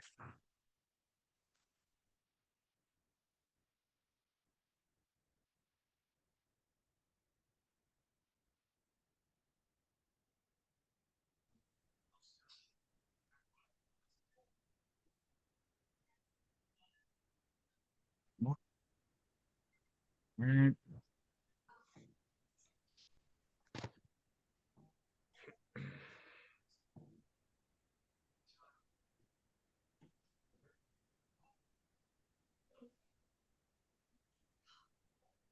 One more candidate coming up.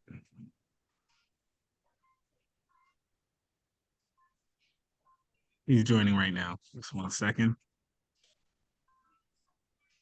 And then when we get our last candidate, I'm just gonna ask you guys to give us like 30 seconds to introduce yourself, and then we'll start with our. Yes. So the answers for the questions we're asking you guys will be timing to be 2 minutes. Each of them give two-minute statements. Yes. 2-minute statement at the beginning and Oh, minute 2 minutes. introduction. You know, I'm working on my timing, so let me refresh when all the members come back, but it is a 2-minute statement in the beginning. I was thinking of something else. All right, let's see, give him another minute.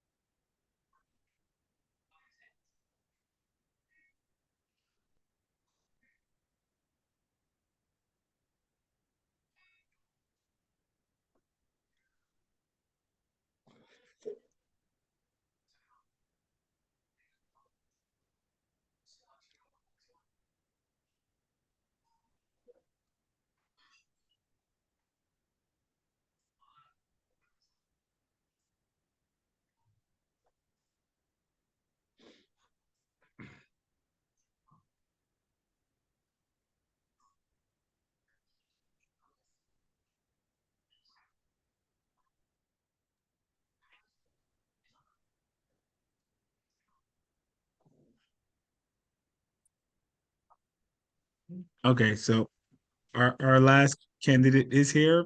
If we pin him, it will kind of mess up the Zoom and take you guys off. So what we'll do is we'll just fluctuate throughout it. First Vice President Lauren is not a candidate. She's just going to be, there he is, he's here. She is just going to be giving you guys awareness of when you have, like, when you're going over time. So wrap it up. Yeah, I'm just going to give you a visual cue when you have 10 seconds left. I'm just going to hold up this red folder. Does that work for everyone? All right. Great. All right.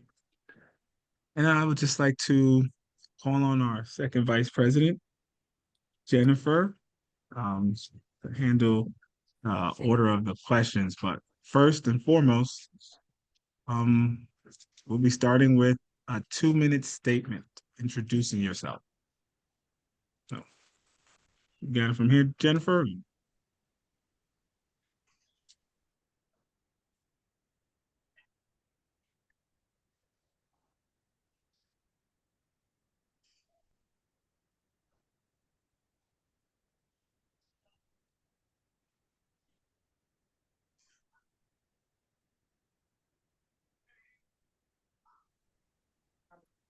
I'm good. Great. Hi, good evening. We'll have the or we'll start off with the opening statements. We'll do it in alphabetical order. So if we can have Mr. Jordan and then Mr. Eric and then Mr. Alex, please do your opening statements for us, please. Good evening, everyone. I applied because there are two vacancies, and I am sure any one of the three of us will be good to fill the vacancy. My name is Jordan Dekamse, and I came to New York City almost 40 years ago when I was a young boy. I came from California, but I was born in Jordan. This is where my name came. I have three kids in District 28, six. Actually, he's 5 next month. He will be 6. I have a daughter, and also she's in 4th grade, and another daughter in middle school. She's 11. I feel I can contribute. I was working for the United Nations here in New York City and abroad. I went to Africa for many countries. I spent almost 11 years as a peacekeeper civilian. By nature, I'm a journalist. I'm a writer. I wrote 3 books. One of them is for my kids. And I actually, we draw them. This is my kids. About how the egg and the chicken, who came first. I wrote another 2 books on history. I am a writer by career, and I am a journalist, still working as a journalist, freelance journalist. If I'm giving the opportunity, I will try to assist the council and be active member. Thank you so much. Before if I have still 30 seconds, I serve as executive member of the Foreign Press Association, which was established in 1918 after World War I for 2 years or 4 years. Also, I was executive member of the United Nations Press Association also for 2 years. I'm so sorry, that's time up. And I was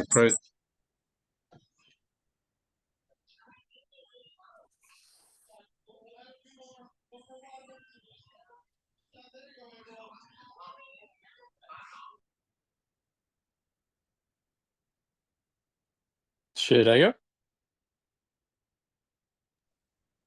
Yes, go ahead, Eric. Okay, thanks, Lauren. So my name's Eric Rich. Born and raised in Queens, New York. Went to PS221, 67, Cardozo High School. Really here or intending to join you guys in this quest. I'm passionate about New York City public schools. I feel I'm a byproduct of the system. My kids are both in District 28 at PS 196.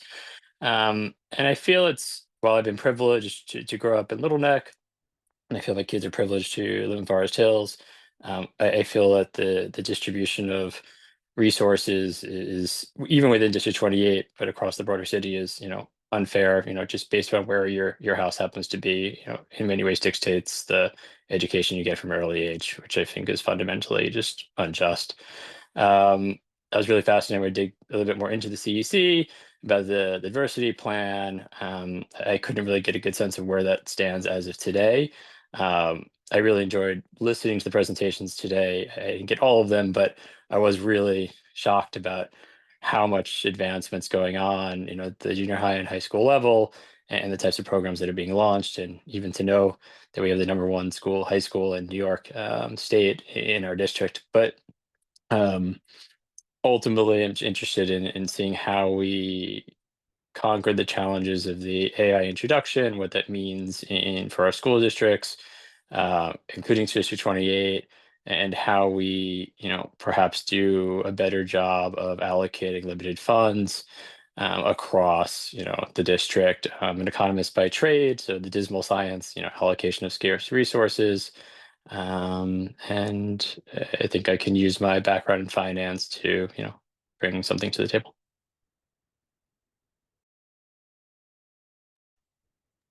Thank you, Alex. You're up. Okay. Hey, thank you everyone for having me. My name's Alex Segura. I have lived in Kew Gardens for close to 15 years. Both of my kids, 9 and 6, go to PS99, which is in District 28.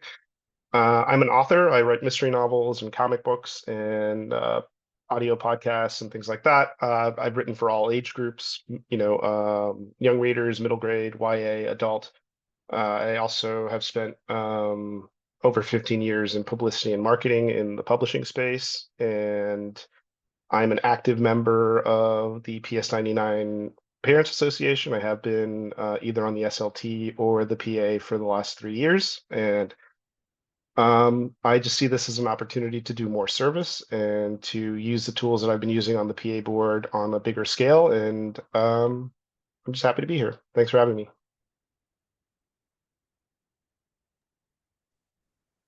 Thank you, everyone. We have 4 questions that we'd like to ask you tonight, and we'll have 4 different members of our council to pose those questions to you. Our first question will be posed by our President Quentin, and the order will be the same. It'll be Mr. Jordan, Mr. Eric, and Mr. Alex. All right, thank you. 1.5 minutes. So each question we expect your answer to be 1.5 minutes, 1 minute, 30 seconds. All right, for question number 1. District 28 is very diverse, economically, politically, ethnically, and academically. How would you approach building trust and ensuring that all families feel seen and supported through your role on the council?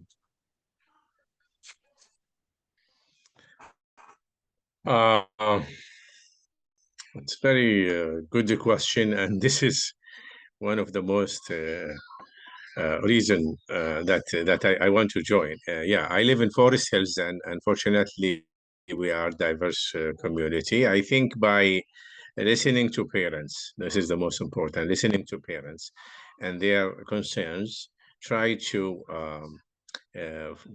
focus on instead of ABC, the B, the bullying for immigrants, and try to tell them that they are equal members of the community and of the school system in District 28. That's my answer.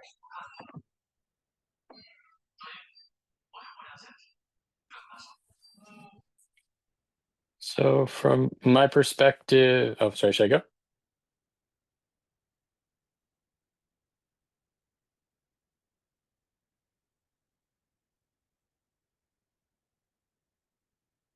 Yes, yeah. Yes, please. Okay, sorry. So I think you have to lead by example. Yeah, so it entails involvement in the community, simple things. I mean, this is a basic thing, but we are part of the International Day of PS 196 every year. We're part of the Argentine community because I have roots down there. So being parts of different elements of our city, whether it be in Queens and outwards, and showing and connecting with people from different backgrounds. I think that's really what demonstrates and creates the trust. And then you can use that to build upon to create those relationships, which help us to move the district forward. I think understanding is the key to it all.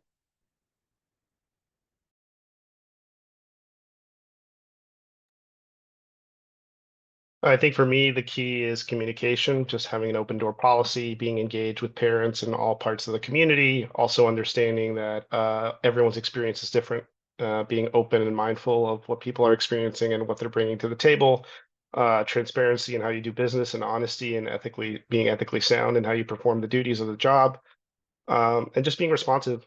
I know I find when I'm trying to reach someone in a similar role, the responsiveness is really important, and that feeling that your message or your call or your outreach isn't just going into a void is really just a great first step. So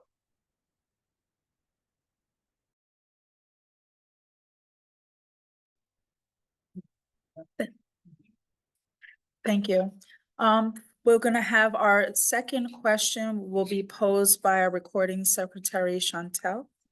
The order will be Mr. Eric, Mr. Alex, and Mr. Jordan. Good evening. My question is, what are the 3 issues or topics you are most passionate about highlighting on the CEC board, and why are these priorities important to you? Sure. Thanks, Chantel. So for me, I think equitable distribution. Again, as I mentioned earlier, I think where your zip code is it's unfair. That dictates the level of opportunities that one has in terms of education. 2, I'm passionate about food. I hate that my kids get sugared up every day. It really drives me nuts. So that's something I'd really like to work on and improve. I'm also really passionate about the environment. I mean, it's funny to me how I have a kindergartner and a second grader. And it's so funny how you start at kindergarten, everyone's really, rah rah rah about Earth Day and everything else, and as you get to second grade, it already fades out. So I really like to blow that trumpet and raise awareness. Okay, I think for me, it's academic enrichment. Just the top priority should be making sure that our kids are getting the best education possible academically, and being given every opportunity to succeed and be prepared for what's next, whether it's moving from elementary school to middle school or from middle school to high school. Safety is a big one for me. I attend the safety meetings at PS99 every month to just kind of keep tabs on how things are going as the PS99 PA rep. We want our kids to feel safe and secure and comfortable, whether their situations at home reflect that or not. But school should be an oasis for them to learn and really connect with the wider world. I think communication, the third one is communication, just, kind of piggybacking over what I said before. Parents need to know what they can do to get their concerns shared, or what the process is, or just make sure that the different pieces know how to talk to each other in the easiest way possible.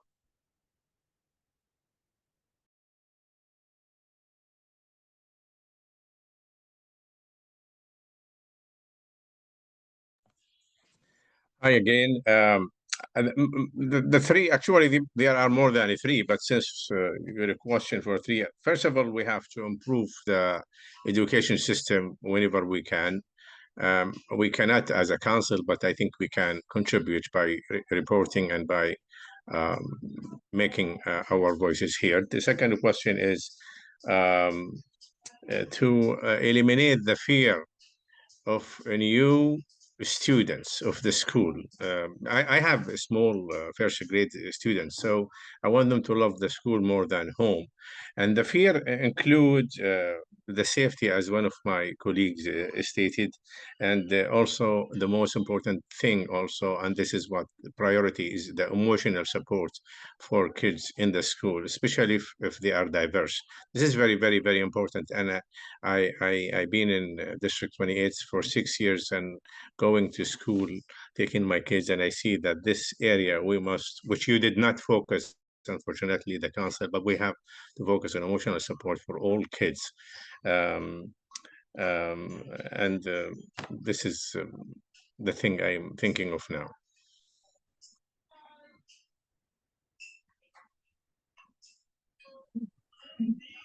Thank you. We're gonna have the third question, and that's going to be posed by our member Kenya.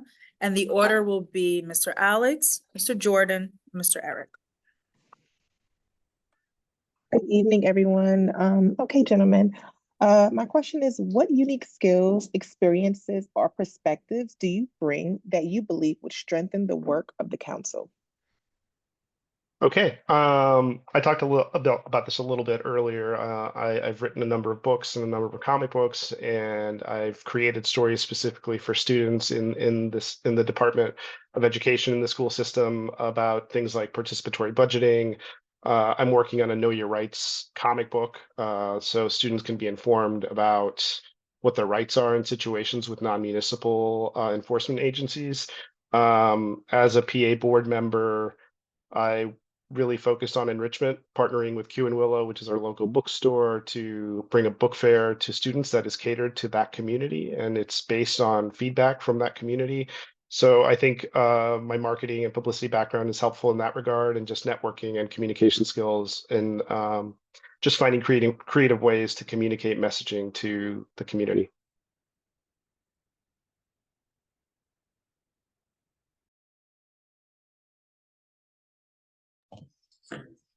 Okay, I believe since we are coming in to you, first of all, my priority will learn from you and what you have done, what still has to be done. This is number one, and this is once I learn it, I will live. But I think also will be provide you with first-hand accounts of what's happening, because I have, as I said, 3 kids, and I have a lot of friends. I live in the largest compound in Forest Hills, and with almost 1,490, if not 1,500 apartments, and we contribute to the largest neighboring schools kids. So I am friend with all parents who attend public school. Also, I'm as my colleague also said, Alex said, I'm a writer and he's a writer. So I was the chief of reporting unit in the police division of United Nations. So I could write books as reporting. So I'm good in reporting. If I'm giving the opportunity, I will help you, but I'm sure also Eric and Alex can also do the same. Thank you so much. George, and I like what you said about learning first. That's generally my approach when I join the board at our co-op. I'm the I guess treasurer for the board there. I'm a numbers guy. I've been in finance for 25 years. And so I bring that angle of economics and finance to everything. So pretty adept at breaking down numbers, looking at patterns and trends and using the latest tools to do that. So I guess I'm a KPI type, key performance indicator type driver for making decisions and coming to conclusions. So I think that's my strong suit, or one of them. I'm generally a connector. I love people, I love listening to people, talking to people, finding out what's going on and making new relationships. So I think that's a strong suit as well. But yeah.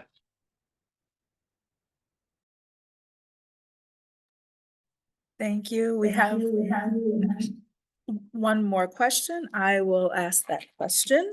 And we'll have the order, Mr. Jordan, Mr. Eric, and Mr. Alex.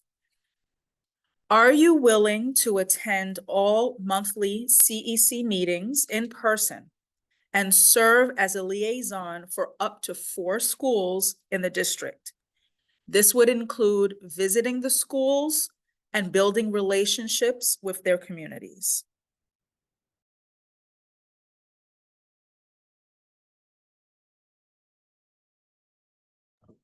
I have to be honest with you. I am willing to attend liaison, do all kind of work, provided that that does not contradict my kids' programming.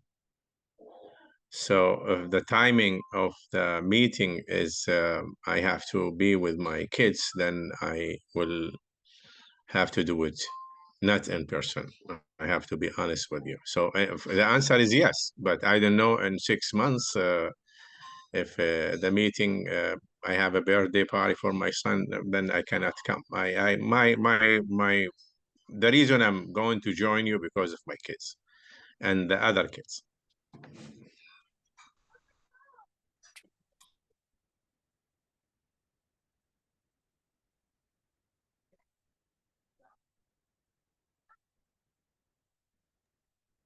Am I next? Sorry. Well, we had Eric. Oh, sorry. Okay, Okay. sorry. I wasn't sure. I lost the order. Sorry. Yes, I'm able and willing to join. Aware of the Thursday monthly commitments and the school opportunities. So it's not very clear when and how you meet with the schools, but yes, I'm willing and able. Yes, I'm willing and able, and obviously precluding any family stuff that comes up, or within reason. But yeah, and definitely meeting with schools and such. Thank you. Yes. Yes, we have an addition, please. I just want to clarify because Jordan, the answer. I mean, I understand, we all have things, and it is okay, occasionally you make absent or or join online, but we do have pretty strict, requirement for the reason, right? So if there's a compiling reason, for example, let me see. My son had a sport event tonight. This is not the reason. I just want to be clear here. It will not be a executable reason. So if you have a family emergency, you have like sickness or like other that kind of thing, that those are executable reason. And people in the past take absence or remote join, those are okay, but not on a regular base for minor issues. That's what I want to confirm.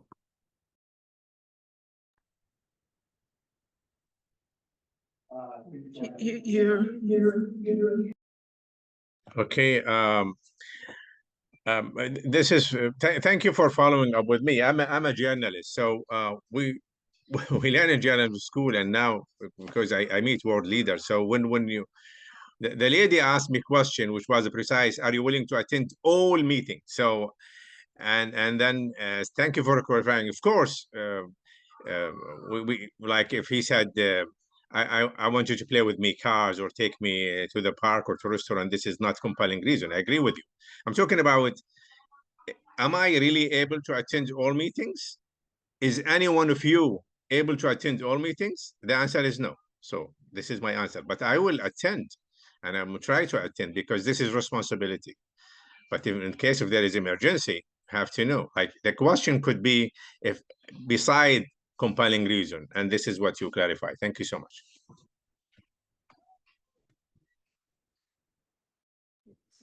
I'm gonna add something real quick. So just want to also just make it clear what was not put. You're allowed 3 absences. So we do not just like, we have a heart. We understand we're all parents, we have children, things come up, accidents, weather, things unrelated that we can't control can happen. So we're allowed 3. We don't want to abuse those 3 because our community that we represent is expecting us to be here. And we have a great community that depends on us to advocate for them, to speak up for them. And that's what we do where we show up. We also make quorum when we show up, because if enough of us don't show up in person, we can't pass bylaws, we can't make certain decisions, allocating our funds and stuff like that. We need at least 7, even to vote. So it's just one of those things that we take this as a priority coming onto this council, that we show up in person and we just support each other. Because one day somebody can't show up, we don't want to just be on the, well, it's only, I'll just go virtual. We just kind of take it lackadaisical, because we all take this very seriously in showing up. I don't know all the other districts, but I know our district is great. And one of the compliments we get is that we show up. So that's just one of the things, but you are allowed 3 absences per term. And, like our council member Lou mentioned, some are excused, some are unexcused, but we do allow, you do have just reason. We have a whole process that you would take if you had to, something came up. So it's not like we're just gonna crucify you, Yes, Jordan. Yeah. You have a question? Mr. President, I'm sure. I mean, if I'm selected, me or other colleagues, I said it's all the same. It's just we're trying to help. Are you going to give us like the schedule when is the meeting will be? For example, every year I go to one country to tour my books. So and that month, if the meeting is in the first week of the month, I could go second week of the month, for example. So we want like you will be open to share the thing. But I'm sure all of us, we apply because we are willing and ready and able to join you and work with you, and not even to miss one, unless God forbid there is something that you cannot, or you travel or something, or you're sick, something like you will ask me, please don't come. So, and we will never do I'm talking also on behalf of the other. We will not tell you like the same day, hey, I cannot come. No, we don't do that. This is a responsibility. And previously, I worked with international organization, which meeting means meeting. So it's a very serious business. Thank you for letting me talk again. Thank you so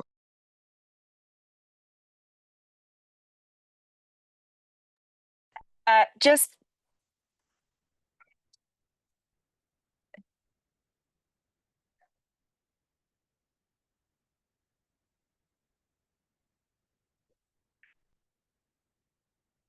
okay, I just want to clarify. We have our meetings on the first Thursday of each month. This is a 2-year term. So we would be talking about every Thursday of each month. There are some certain exceptions when there are holidays, and that would be until the end of the next school year. So just to be clear, when we're talking about attendance at meetings, that's what we're talking about. We're talking about our monthly Thursday evening meeting that starts at 6:30 and ends hopefully before 10 p.m. But sometimes meetings run a little long. And I'm being told that I need to give you an opportunity, all of you, to add something since extra time was given to Jordan. So if anybody has any additional statements or questions that they would like to make, please speak now.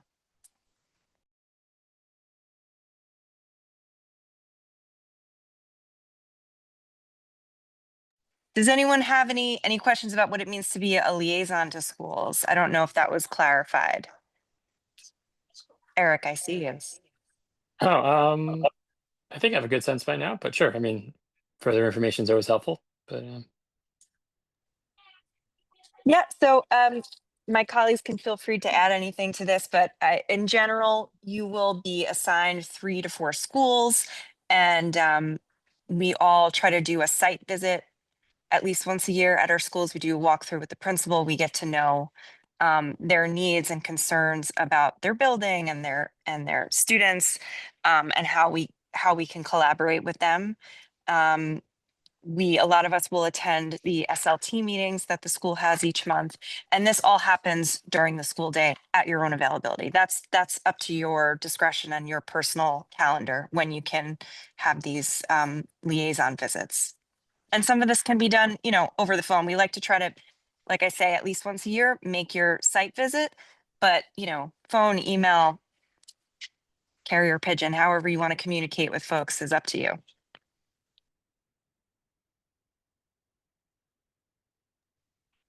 All right, we're about to go into an executive session where we're gonna we're gonna talk and make our decision. However, just to add on that, you're allowed to have a work-related absence because we do have jobs, we have to put food on the table, and that can be excusable as well. So, but also, as Lauren just put, she gave you the dates. We have our calendar in advance, so we kind of know in advance what the dates are for the year. But thank you. We'll be right.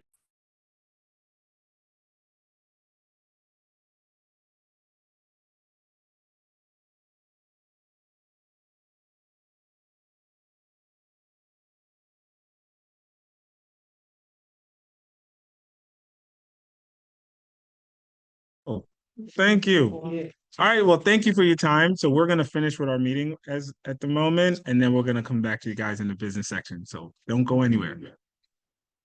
Next on our agenda, I would like to make a motion to have the public comment come before our council member reports. Does anybody want to second that? Second, Paquita? I second motion. All right, thank you. So no one is against it. We are now going to go to our, Just one. just one speaker? Just one speaker. That's all good. We have speakers inside. Oh, yeah, there. Okay, cool. All right. So we have I don't think one speaker from online and we have 3 speakers in person. So first, we're going to start with our first speaker in person, Amir Diop.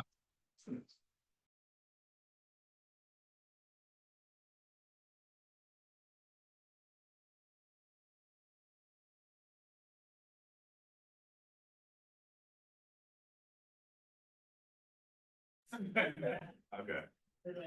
Alright, I'm going to make this super fast for everybody. My name is Amir. I am a arts educator as well as a jewelry vendor. I recently completed a mural at PS 297 in Brooklyn, working with the students in the school to actually create this mural. This mural actually has the ability to animate the kids' animations that they created in my class on the mural. I have photos of the mural for you guys, and I'm offering my services to District 28 and hoping that you guys in your schools can have this type of opportunity to have innovative projects for your students. So I'll actually show it on here.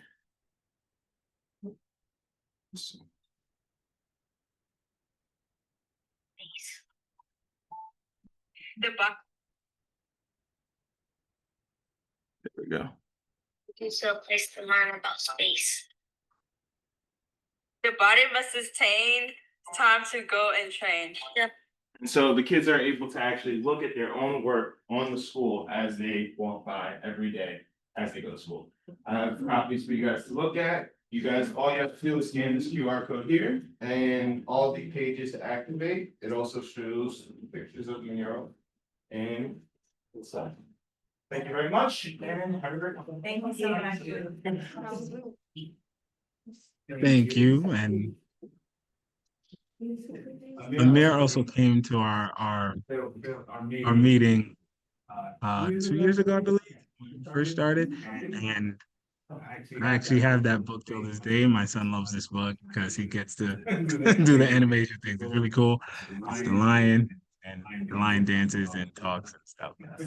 So, but our next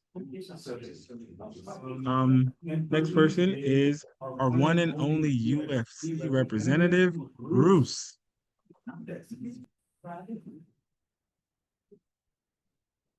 It's on. It's still on. Okay, so take it off. Okay. All right. So good evening, everyone. It's always great to be with all of you. I love the collaboration that we have in District 28 with the CEC, the principals in the schools, our district office, Dr. Blake's office.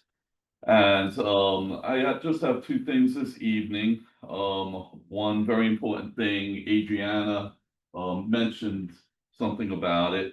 This week, principals in our schools actually received a survey about class size reduction. The survey was asking them what their schools need to come in compliance with the state class size law. The survey also gives them the ability to apply for another round of funding, which could be used for class size reduction for the upcoming 2026, 2027 school year. So, you know, I could say going around and visiting schools, and I'm sure also the CEC members who are liaisons to schools, if you speak with the educators in the schools, the tremendous impact that the class size reduction has had thus far in the classes where they are meeting the state class size law limits. And it's really, you'll see their faces just absolutely light up when they talk about it, because the difference is amazing in how much more time they can spend with the students and how much more the students are actually achieving in their classes because of the reduced class size.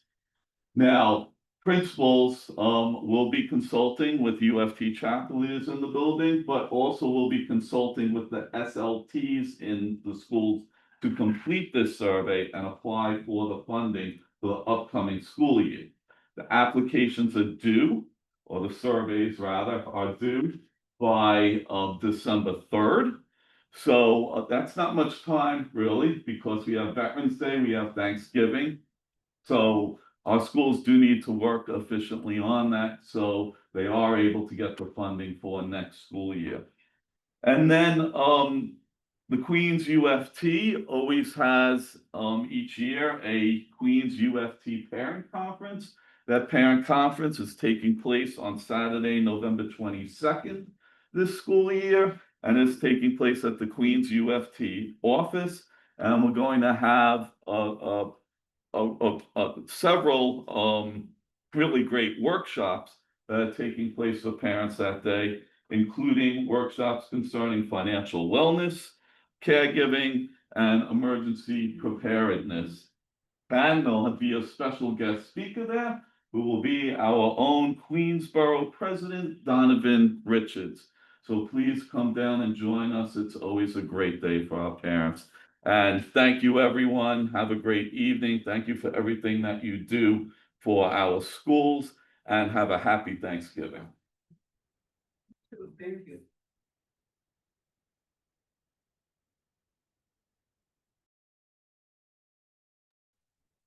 Thank you. Thank you. As always, Bruce. I always appreciate you. And it's not all the time we get to do this, but I get to introduce another fellow CEC president from CEC28, Al Suhu.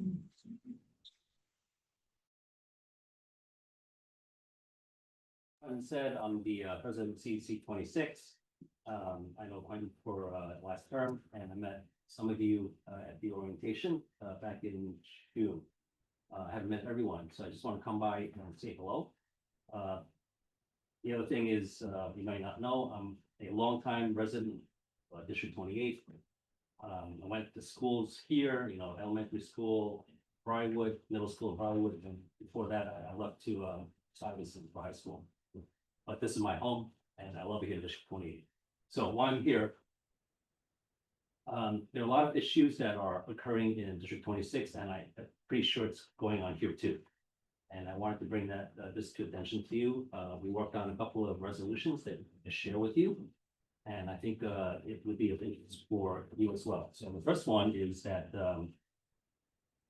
you know about cannabis dispensaries, right? They're opening up just everywhere. So we found out that there's one opening up just around the corner from a public elementary school, just around the corner. And according to the community board, they sent letters to the state office of cannabis management to say, hey, this is not suitable location. State, they don't care. So long as it meets the licensing requirements, we'll just let them open. So and the requirement is a 50-foot, 500-foot distance from the school property line to the door of the cannabis dispensary. It was found out that in this past July that was an incorrect measurement. It should really be from the property line of the school to the property line of the cannabis dispensary. So it turns out that this dispensary is using that corrected measurement is less than 500 feet. And this mistake was made by this state agency, and it has affected over 100 cannabis dispensaries across the state with I think around 40 to 60 in New York City. So what's going on now is legislators, including Governor Hochul, plan to change the law to let these cannabis dispensaries stay where they are. Just around the corner from the schools. And in fact, some other legislators want to change the law so that cannabis dispensaries have the same requirements as alcohol establishment, which is 200 feet from schools. And we cannot let that happen. So we passed a resolution calling for the governor and state to reject any changes to cannabis dispensary measurement rules. So that's what I want to share with you. Secondly, I'm not too sure if it's going on here in District 28. I haven't seen any around here in Briarwood where I live. But in District 26, City of Yes, introduced by the mayor. And what's going on is that developers are just going crazy. They're building high rises everywhere, like right in the middle of single family homes, right? 13 stories high. There's another development in Freshman's Vision, I think it's called. It's 2,000 units. All right, fine. They want housing there. But the problem is, what about the schools? You put all these high rises there. Wherever the schools where's the capacity to handle all this children, all the children, right? There's no capacity, so you have to address this. And so we wrote a letter and we'll share it with you. If you see any of these kinds of developments, you can look into it and make sure that their schools are built first, right? So that we can hire teachers. Lastly, I was asked by the president of CEC29. We met just the other week. He asked me to cooperate with them on an issue regarding the HBCU early college prep, and wanted to find a suitable location. So he felt that the location of the high school should be close to the community that it's intended to serve. So that's what we have here on a resolution on the HBCU. So I'll share this with you. I also set it up a hard copy so that you guys can look at it too. And we can all work together. I'll leave it to you. We work together, we get things done. Last time. Okay, thank you for your time. Thank you, thank you.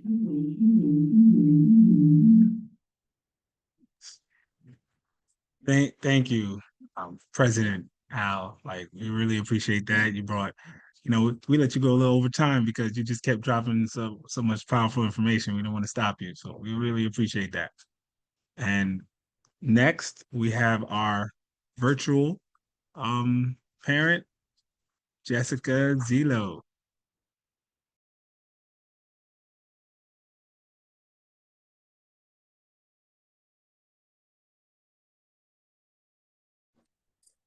Hi, everyone. I'm very glad to see everybody.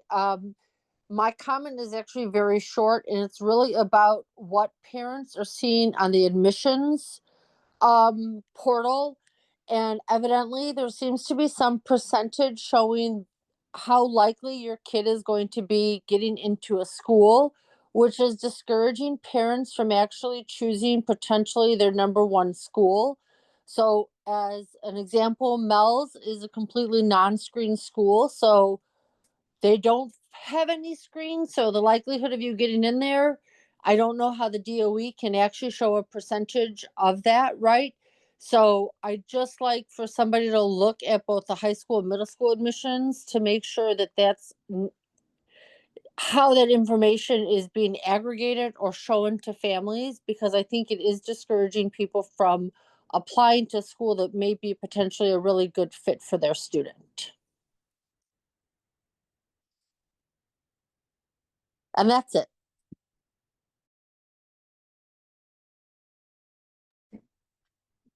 Thank you. It's definitely something that I definitely want to bring up with our district to see if we could get some clarity on that. We refer the question to the town hall. The town hall? Yeah. Can we wait that long? It's too far. But it's definitely, it's definitely a question. Yes, Oh, thank you, President Meziton. We're gonna take that question back to the central office and just get some clarity on why and how the percentages are showing up for parents. Thank you for Ms. Zilo for the question.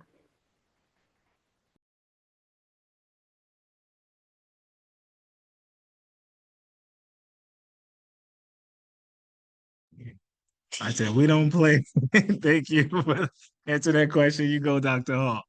You're welcome, anytime. Right. So now we have our council member reports. So can our recording secretary, Chantel, just go down the list as we give our nice summarized quick reports. Okay. Good evening, everyone. Oh, sorry. Okay. Oh, I was gonna call you anyway. All right, we're gonna first have our first Vice President, Lauren Clavin with her report. Thank you. Oh, I jumped the gun. I'm just so excited to be here tonight. So thank you everyone for being here. Thank you to our candidates. Some of you who are traveling to be here with us tonight. We really appreciate stepping up and giving it a shot. I had the opportunity to meet with two of my schools this month, 349 and Mel's Metropolitan Expeditionary Learning School. It's my first year working with that school. I got to visit the campus. It's a beautiful site. But in the interest of time, I just want to really add that what's at the top of mind for me and a lot of us right now are families that are struggling to afford to feed themselves. It's a situation that we should never be in, but here we are. I'm just going to put a quick link in the chat. This is a mapping tool that you can use to find local pantries and food banks and community fridges. To that end, some community members, myself and some of my people here in Kew Gardens and Forest Hills, we have put up a free pantry. It's small. We're working on expanding that right now, but if you are in need or if you want to contribute, and I should say, not only if you're in need to use that mapping tool, but please see where you can donate. We're all here to help each other. That's what I think our purpose here on earth is. But so we have this little pantry at the First Presbyterian Church in Forest Hills. It's on 112th Street and 71st Avenue. Go check it out. It's always well stocked, which makes my heart full. And I just I'm sending love to everyone who's struggling right now. And that's it. Thank you so much. All right, thank you, Lauren. Now we're gonna have our second Vice President, Jennifer Sobers, to give her report. Thank you. So this past month, I was finalizing the capital improvement needs of the PS 55 and PS 121 that I work with. And to be specific, this means projects that are eligible to be funded by the SCA, the School Construction Authority, which is pretty specific. I also circulated to my fellow council members a response from one of the SCA managers giving more details about the SCA projects. I also attended one of the Zoom meetings led by the SCA about funding, which was really helpful. And one thing I thought was very helpful is to know that the DOE does place importance on accessibility of schools and trying to ensure that the schools are getting to compliance if they're not, and has a special email to use for concerns about accessibility that I also circulated to the council that might be helpful. I look forward to visiting PS 50's SLT this month. It'll be my first time back to the school since attending two of the graduations there in June. I hope to meet the new principal as well and learn about issues and needs at the school, including capital improvement. I've made contact with the Young Women's Leadership School. It sounds like a really amazing things that are going on from what I'm seeing on the website. I think it's maybe a little bit challenging because they are a 6 to 12 school. They actually have a different superintendent. It's not Dr. Blake. So I just think I'll have to work a little bit differently to build that relationship, but looking forward to seeing how the CEC can be another resource available to the school. Other meetings, I saw Bruce mentioned the meeting on the 22nd. One meeting that Sonia Rueda did, she's amazing and wonderful. She led this awesome workshop on working with challenging individuals, which was a practical meeting to identify the various types of conflicts and approaches for dealing with them and how to focus on solutions. And so this is helpful for the PTA and the CEC, but I also found it like helpful just for like regular life, like working with, husbands and children. So she mentioned possibly doing something at that event that you discussed, Bruce. I don't know if she's still going to be doing it, but if so, I support it. I'm super proud of what the PEP has done with the busing concerns. Very proud of the parents who spoke out. I admit that when my children were in the elementary school, that I kind of just thought this was the way things were and nothing much could be done. And I accepted many days of the buses being late, and they say, oh, the bus broke down. I'm like, why the bus is breaking down all the time? And strange bus routes. Like last year, my daughter consistently got to school late because of the bus routes. So this is really encouraging, and I think we really need to stay on top of these things and hold everybody accountable. I also want to bring to the attention or remind people, if they don't know, that we have resources on our website, our CEC website, and our AA Dorinda and others really do well with updating it regularly. And one of the things that we have on there are some resources for food. I was also working to put some resources together as well. So I'm hoping that maybe as a council, we can kind of just add in the things that we find, and maybe we can actually put that on our website so that people can consult it. I'm gonna also drop a few things that I saw in the chat as well. Just if you haven't already received it or heard about it, there are these inflation refund checks that are being mailed throughout November to eligible New Yorkers. There's a website I'll just drop in the chat, but it's NewYork.gov/inflation refund to see if you qualify. I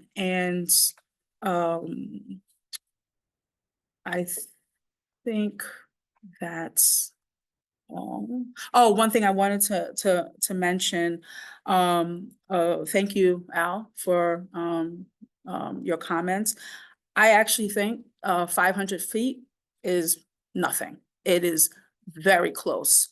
I've actually tried to, kind of distance it and measure it, and it just, even if it's measured correctly, it seems too close to schools. So for sure, anything closer, we don't want, but I don't even know if it's possible if we can somehow get some kind of something to change so that it's more a bigger distance in New York City. I'm not sure, but thank you for bringing that. There's a bill asking the law to be changed to 1,000 feet. That would be way better, because 500 feet is like literally around the corner. Yeah, so that's all I have. I always look forward to doing this work. It's a really big privilege to work on the council, especially with all of you all, and thank you all for those who interviewed with us today and considering joining us in this important work. Thank you. Okay, thank you so much, Jennifer. I'll give my report. So this past month, I've attended, I got to visit PS 160 that's Walter Francis Bishop, that's with Principal Dr. Hicks. So I got to see the new extension to the school and see how it's being used, and all the new spaces for students. It's a school that's very close to my heart. I attended it when I was in elementary school. So to see all the great things that are happening there was very, very exciting. I also, toward the end of the month, they had their fall festival. So I got to enjoy that and communicate with the parents and interact with the kids and paint pumpkins and all kinds of great things. I've attended a few SLT meetings with PS28 and heard how they intend to serve the community, especially in this Thanksgiving time, and with this economic climate that we're in, families will need a lot of assistance. So they intend on giving out turkeys around closer to Thanksgiving. And they usually have coat drives and all kinds of wonderful things that support the community. Yes, I also attended that workshop given by Sonia Rueda about working with conflict that Jennifer was also on. Same same things she said, like it's not only applicable here in our meetings, but very applicable to our daily lives.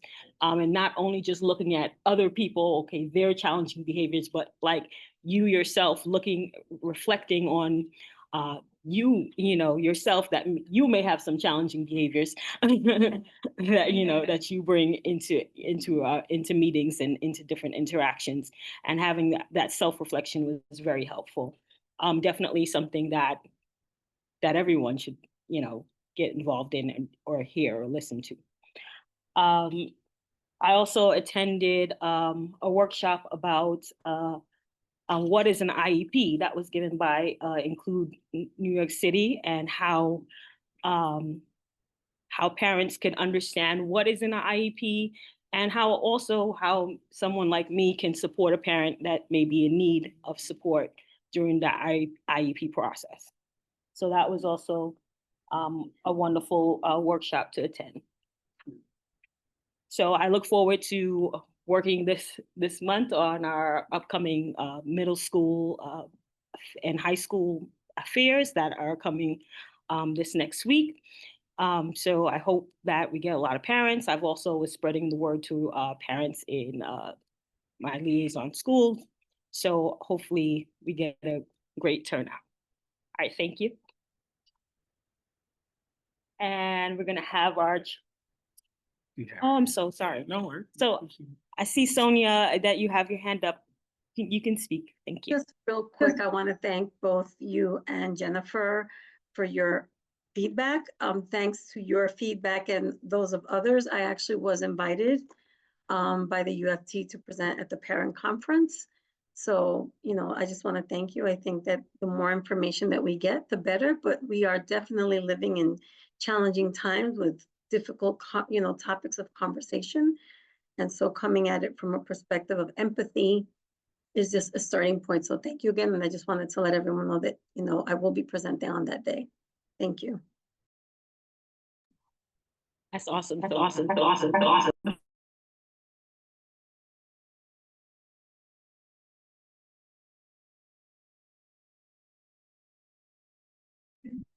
Yes, thank you, Sonia. Okay, now we're gonna have our treasurer, Alicia Bauer, give her report. Thank you. Good evening, everybody. This was a busy month. I attended the SLT meeting at Junior High School 157. That was a follow-up from my first in-person visit. I was very busy in long meeting. What impressed me is that at the end of the meeting, SLT member wrote all the questions of the parents that was submitted to school prior to SLT meeting. That was impressive. There were a lot of questions. They were answered thoroughly by the administrators, SLT members. Good meeting. Still have a very good feel that the school have really good community sense there. I attended a meeting of School Construction Authority organized by FACE on October 15th. There, I had a question or request to provide us, the CC members, citywide, with a better checklist when we go to schools, that we know a little bit more about those capital projects that we can speak about. Our checklist is very simple, that we do have one, but it's mostly says bathrooms in good conditions, you know, walls in good conditions, artwork displayed on the walls. The checklist is very simple, that by using that, we will not address any of the capital expenditure questions. Also, if capital expenditure questions come up during our visits, it's very hard for us to assess whether or not it's a go or not, because they go through quite, the requests for capital expenditure go through quite a bit of detailed review, and the School Construction Authority then gives school the answer, whether they will take on their project for improvement or not. And I just requested that us, the CC members, get a little more details before school year starts and before our visit starts. I will follow up on that request with BB and, excuse me, hopefully have more updates for everybody. I'm a treasurer on CEC, and our administrative assistant, Dorinda, meets with me monthly to review all the records, and she is a great help. Without her, I would have been lost. And I will have a report later at our business meeting part of this meeting. I attended the President's Council of District 28 on October 23rd, where Giselle, not sure if she's still on, she was extremely helpful, following up with me after the meeting, giving me the resources and access to the online resources that she keeps, the President's Council Drive, the meeting minutes and such. And we also have check-ins with our FACE representative, Tamika. And during the President's Council, my conversations with Tonya and with Tamika, a question about providing parents with workshops on parent leaders, mostly PA, PTA presidents and their treasurers, on how to file taxes, how to request or not nonprofit status, whether they do or do not need that status, what will be the difference in filing taxes. So we jointly decided that a workshop and possibly even hands-on workshop where parents can practice filling out forms or even fill out and submitting forms would be very helpful. And I hope to report on more progress later. This was just initial identifying of the need for that kind of workshop. And I also attended the meeting where last week where Yellow Bus Services FACE was updating us on the status of Yellow Bus Services. Just as members mentioned there before, impressive efforts, impressive strength of PEP on the issues with yellow buses. It was a great update. Then that's all I have for the month. Thank you. So now we'll have Member Luzau give his report. Good evening, everybody. So last month I visit one of my liaison school, PS 54 principal Hanley. She's always very nice to me, and always join our meeting every month. So it was a really good opportunity to know. And there's a few things that really I think I want to bring up. It's not just for PS 54, but probably a thing that for many other schools. One thing is we just know, I think yesterday, the DOE announced that they're gonna forgive this year's mid-year adjustment, which is great, because this year we again have a enrollment downward enrollment, like I think 2.4% down. And for this means a lot of schools will miss their projection, PS 54 included. So we were talking about this, at the time it was not announced yet, because it's based on the end of October number. And Principal Haley told me that if it's not forgiven, they're in big trouble, right? So there's a lot of money involved, especially for a small school. So this is the thing, that it's a much, much bigger issue than, we talk on a daily basis, but it's definitely something we need to think about it in the long term, because the way the budget is handled, if you have one less student, you have one, certain amount of money reduced. It's very linear, right? But it's not how the school runs. It's not like you have two less students, then all of a sudden you save so much money, something you just don't need. It doesn't run that way. So give a lot of school troubles, and over the years, including my sons in LaGuardia, in the past few years, they had big trouble with their mid-year jobs adjustments too. So those are things that we need to consider. In the long term, maybe somebody bring on the table, how this money should be allocated if there probably much bigger, reform needed. Another thing bring to my attention is the very interesting PS 54. This year's K new student, they come in with 0 IEP student, not even one. All right. So if you think about it, it's a regular zone school. It's not a screen or anything. And if you look at the percentage of students have IEP, you look at the number of the students. I did a back envelope calculation. The possibility for that to happen is less than 1%. So basically, almost impossible. That's true. The problem is a lot of parents they simply don't know. They don't know if that's a thing. And for less fortunate, neighborhood family, that problem even more obvious, appear. And there are also parents who are in denial. Just say, oh, my kids just, they're just immature. They don't want to say this is the thing, this is the problem or something. So all the adding together, that's just so happened, right? And there's many problems. One is obviously they won't get the help they need it, right? Second is for the school, well, even though they are not allocated for the help, they still have to help. So basically it's a constraint with their funding, right? Because as IEP student, they bring in extra funding, and if they're not IEP, and they don't have the fund, but they still have to deal with special situations.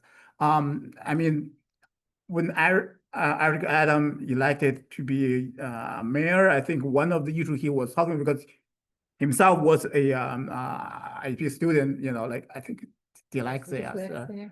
So he was talking about a universal testing. I don't know, maybe I'm just missed somewhere.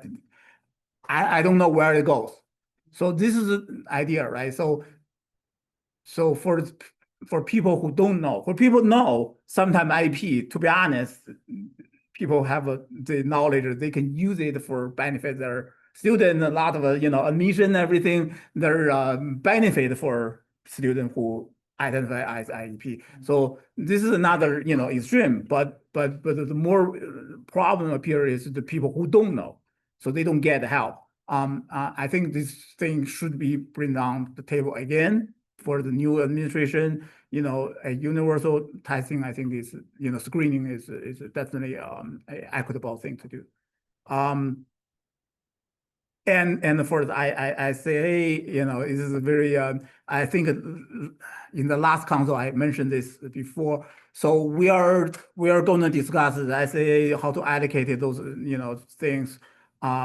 But the thing is, what if they get the money?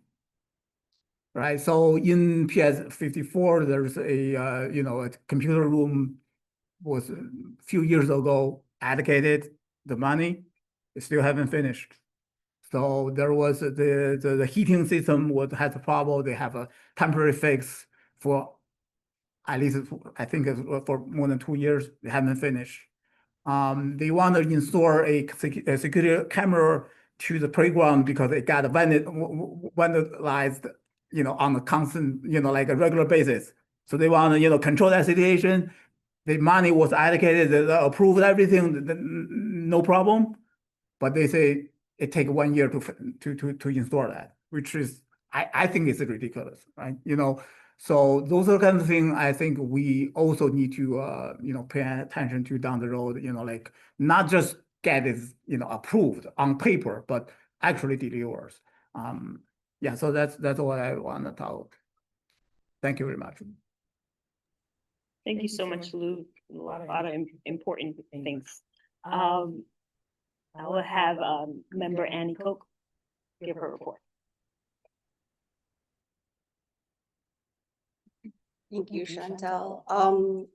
It's good to hear everyone's reports because there seems to be a lot of overlap with what with my experience this month and last month.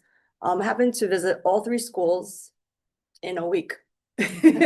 And which is great. I mean, it was a little stressful for me, but it gave me like a lot of insight into how every school had similar issues, different, but at the same time, and in a way that like we all are sharing the responsibility here, right? So that when the conversations are being had, you could just ask the questions. And it's sort of like you bring it out to the universe, the answers come.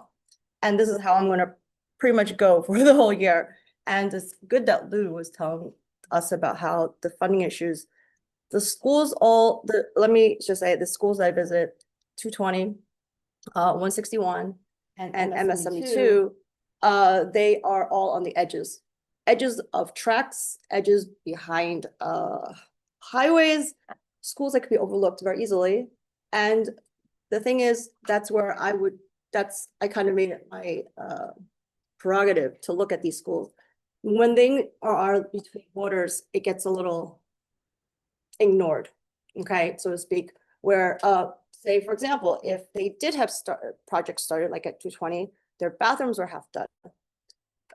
For example, the water fountains were all installed, but hey, they just need 1 lead test to activate every single water fountain so they could use it on the first floor. Instead, they have Poland Spring bottles with dispensers. And how long are we going to sustain that for? That's extra expenses that could go into something else, way more, valuable. So that was Principal Pizarro, and the team there was very, very, they're perfect. They're like just, they're trying to work so hard. They're telling me things about how lines were redrawn, meaning like the council member who was working with them, Lynn Schulman, no longer able to fund the reservoirs. So the reservoirs are the extra funds they have. They explained to me that it goes into the programming. Great. But now it's James Gennaro. So now he's trying so hard over the summer to connect with him in the office, seemingly ignored. Not having that relationship for many years, and then having it with Lynn, but then having to reestablish and he's got his own group here. So it's almost like take a number. I mean, I don't know. I don't think that's the case. I think they were inundated, but that's how they feel. Okay, so now going forward, that is that PS61 also has the same issue. Principal Holder has to reestablish a new relationship with Lynn Schulman, no longer Adrian Adams. And they had given Rezo a funding to PS61 for their New York theater program, which is fabulous. She loves it. You could see the hearts coming out of her eyes because she loves the program. She's like, the children are excelling in it. It's really nurturing their souls. So the Rezo she's not asking for much. How much? She says. I ask her, and she's like, all we need is 2,500 of Rezo funding. But we couldn't connect by the time they were able to connect, Lynn Schulman says, sorry, we had given it all away. So now what? So then in comes Jennifer Schlovers. Thank you so much for looking into different places where we could get money. Community Board 9. And I, at the time, had the paperwork. So I said, why don't you just put this request in, see what happens. Throw it out there. It's for the next fiscal year, but at the same time, just try. So that's what the AP did. AP Jesse did it. And he said, let's see what happens. Everything else she says she can manage, the building's intact, it's all good. It's just that sometimes, they just want all the pieces to come together so it works together. That's it. And then, so going on to middle school's a lot. Middle school 72 in Guy Brewer Boulevard. It is a gem, and it's in there in the pocket of, the South, right? So I go there. And Principal Sandusky had an open house that week. I went there to see the open house first, met with the PC there, parent coordinator, and so toured the whole school, then met up following that with Principal Sandusky, which really culminated in a great meeting where I could see where they're at and what they need. They had gotten a lot of funding again, but somehow things got interrupted. Things are half done. And she's looking ahead because she's thinking what's going to happen next summer. Are they going to use this school for summer school?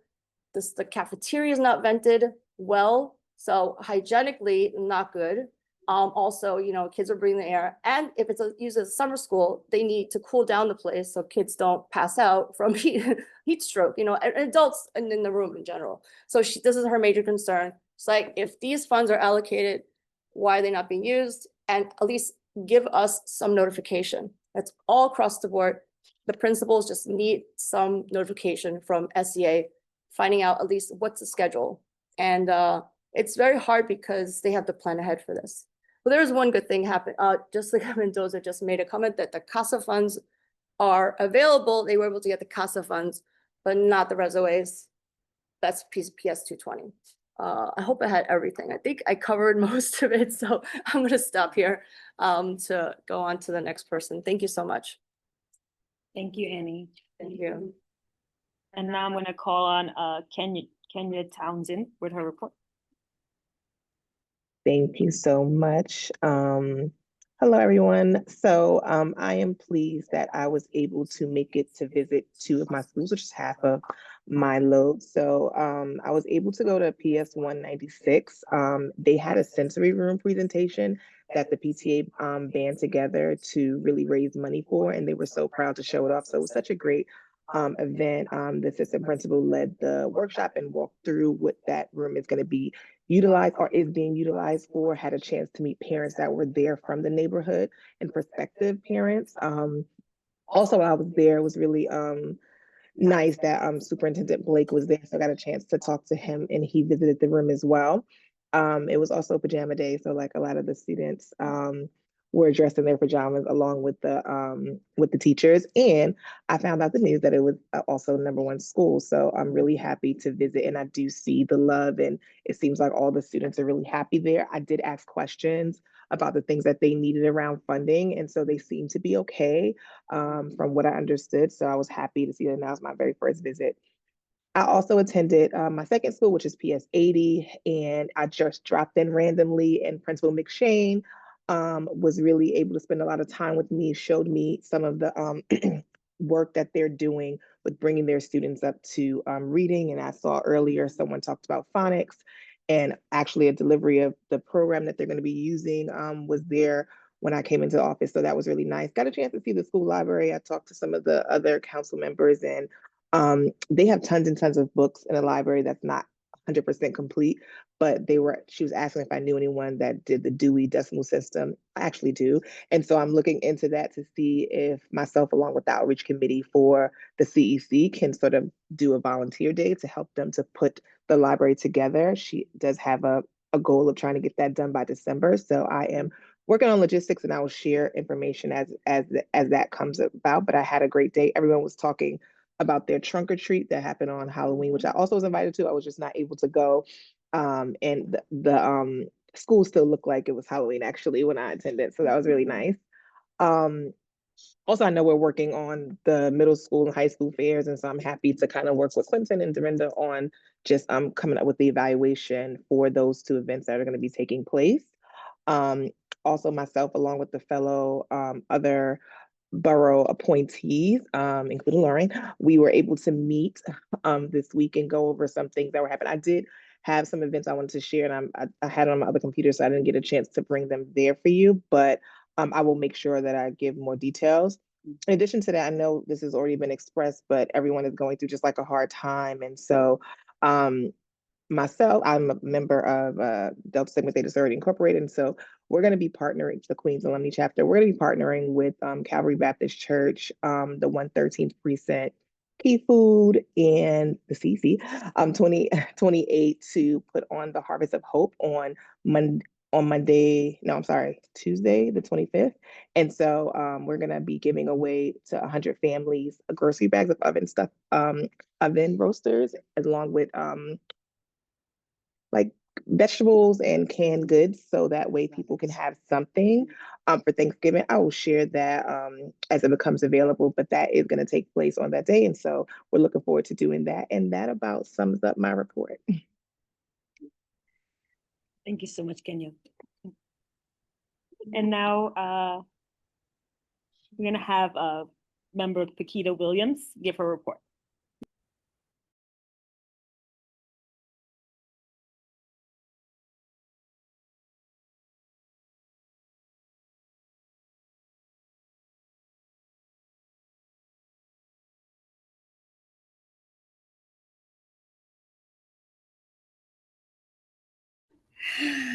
Okay, hi, good evening, all. I'm not assigned a school at this moment, but I just want to thank the council.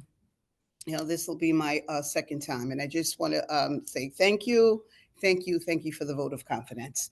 And I look forward to visiting an assigned school. Now, I did stop in with the trick or treat, trick or trunk, and I have a picture of me in my witch costume and giving out the candy to the kids. It was great. I did also, oh God, don't let me teach the kids English. I did attend the PTA meeting. They were having a little trouble pulling it together. And Sonia Rueda, a wonderful, she was there. She pulled it together so they have a functioning PTA. So, you know, I just look forward to serving. And I want to say thank you. Thank you so much, Paquita. Let me mute before I start back. Thank you so much, Paquita, and welcome to the council again. Now we're going to have our president, Quentin Mezitin, give his report. Thank you, Chantel. All right. This is interesting. I still want to make sure we get home on time. So this month, I'm definitely just want to share some other titles that I have. I'm the vice president of the D75 President's Council, and I am the treasurer of Queens High School's President's Council. So that'll come up later. So our D75 superintendent retired last month, and he had a dinner brunch that I was able to attend and just reflect on all the things that D75 has accomplished in our district and across the city, and welcome our new superintendent, Dr. Keisha McCoy. Great woman. She actually lives in Queens Village. I think that's 29, but it's close enough to do a pop-up visit one day. I also went to the D75 Parent Leader Empowerment Workshop at Baruch College. And that morning, we had a lot of different exercises to do, to learn, and as parent leaders, to grow, to support our communities. Also, that same evening, I had to go to LaGuardia College because that's where Annie and I met with Dr. Blake and Sonia at the what you call Partnering for Student Success, where we talked about working through conflict. We heard the message of the chancellor of the goals for the school and just so many different districts. I saw Al there, President Al, saw other presidents in our district. And it was just great, just being in community. And I visited like all three rooms. And he came with me to the D75 room. got to meet my other family. And then I stopped at the end was with high schools just to kind of meet with Dr. Van Ness and the other Dr. Noah Angeles and Dr. Tu and the other ones that are in Queens, that some of them reflect in our district. And that was very interesting. And then I also went to the fun meeting for the new high school building Q497, where I got to voice my opinion of why would another district want to put their school in our district and call it theirs. And that school should go to our school, which is QHSS, Queens High School for Sciences, because they have a bad relationship at York. So why don't we give them their own building, especially since they're the #1 school? Like, let's celebrate these children instead of leaving them to suffer and obviously silence, but it's not silence because everybody knows they're suffering. So got to voice that opinion. And I was there with other council members as well on that Zoom. So that was very cool. And I was at the PEP meeting advocating for the busing because, you know, the one thing the narrative has been pushing, it's parents against busing. We're not approving the contract, and the bus drivers came in numbers out like 10-1, thinking that it was us parents holding them back from like possibly being laid off, taking away food. But as we got to a better understanding, no, we're not. It's parents. They were trying to put parents against parents where we're actually advocating for them. Bus drivers do a lot. They need better pay. They need working buses. They need heat. They need AC. They need the technology to work. And we want that for them. And we also want our kids to be picked up on time. We want our kids to get to school on time. So that had to do with some OPT stuff. But however, being there, voicing my opinion, taking hands with bus drivers and other parents, just, you know, voicing their opinions and realizing it's not us, it's the companies. So that was pretty satisfying. And other than that, it's just continuing to grow with everyone. So I'm looking forward to more networking, more communication, more just enlightenment as we get into this new year and this new month. And yeah, that's pretty much all I'm gonna bring today because we gotta go home.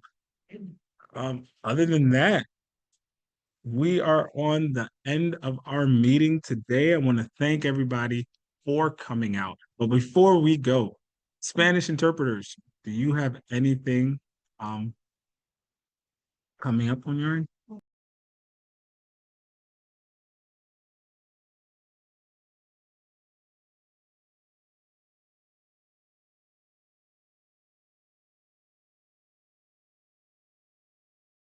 No questions from the Spanish line.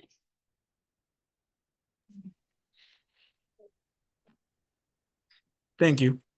All right. You're welcome. So if that's all, candidates, please stay because you're part of our second business meeting. Everyone else, you can stay. Of course, you can't chat or comment in the next meeting, but feel free to stay, or you can go home and tuck yourself in and say goodnight. It is 9:34, and I'm calling, and it's 9:34, and I'm adjourning this meeting. I want to make a motion to adjourn the meeting. Oh, I got like 3 seconds. It's been seconded. So have a good night, everyone. Thank you for coming. All right. Thank you. Can we turn on the recording? All right, recording is on. All right, the time is 9:49. We are now going to start our business meeting. I have our recording secretary do roll call. Good evening once again. First Vice President Lauren Clavin. Here. Second Vice President Jennifer Sobers. Here. She was also here for our calendar meeting, a little bit late. And Recording Secretary Chantel Chambers is here. Treasurer Elisa Bauer. Here. Members Lou Zhao. Here. Annie Koch. Here. Amin El Romin is absent. Kenya Townsend. Here. Paquita Williams. Here. Here, yes. And our president, Quentin Mezitin.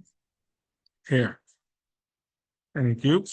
And our first thing on the agenda is from our first vice president discussing our pending absentee forms. I'd like to make a motion not to excuse last month's absence by Amin El Romain. I second that. Thank you very much.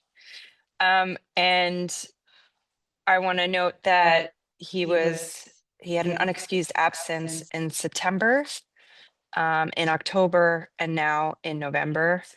And just to note for the record that he did not call, he did not show up, there was no form sent in, there were multiple attempts by myself, by President Mezitin, by Dorinda to reach out multiple times in various ways, and he has not responded whatsoever. So being that this is the third unexcused absence, that means that next month we are going to proceed to a vote to remove him from the board and officially vacate his seat. Make a motion to remove him from the board and vacate his seat next month. Second. Unexcused this month as well. Yeah. So. I thought I made that motion already. Yeah, you said that. Yeah. She said that. I made the first. motion that his absence is unexcused this month. Yeah. Yeah. And it's officially vacated. Well, Or we're voting making next the month. motion. We're voting Yeah. next month. Yeah. Okay. So I seconded your motion. Thank you.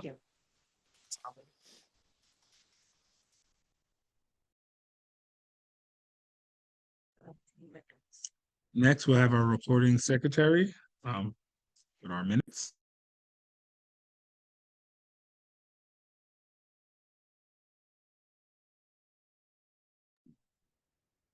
All right, thank you, Dorinda. These are our minutes for our October 9th meeting. I'm moving to accept the minutes. Give me 1 second. Second. Second. Wonderful, thank you.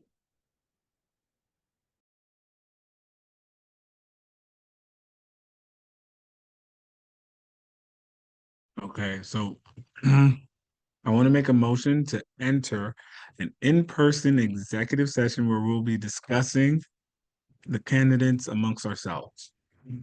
And we'll be back soon, candidates.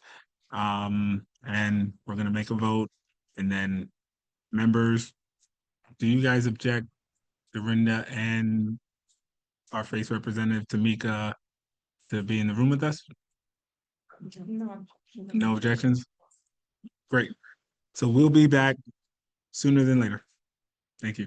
Interpreters, you are free to go.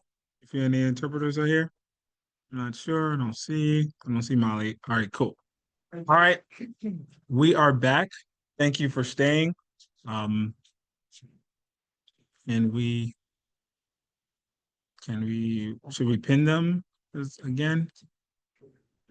So as you already know, out of the candidates, we have 2 vacant seats, and Alex, we can't have a vote for Alex because he's still going through the vetting process through FACE. So we do appreciate you staying. We do appreciate you doing the interview questions, and it's still like TBD. So we'll just be waiting on that. Other than that, we're able to vote on Jordan and Eric. So I'd like to take this time to have our recording secretary, and we will start with Jordan. Go down and do this vote. Okay.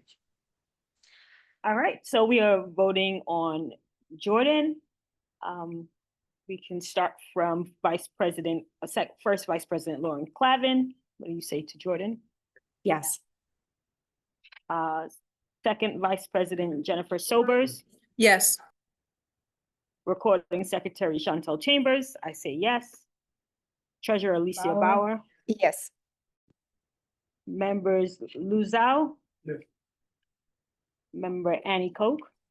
Yes. Member Amin El-Romim is absent. Member Kenya Townsend. Yes. And Member Paquita Williams. Yes. And Unmute. Yes. and our President, Quentin Mezitin. Yes. So with unanimous votes. Right. Oh, okay. So we have a unanimous votes for Jordan. So thank you, Jordan. Welcome.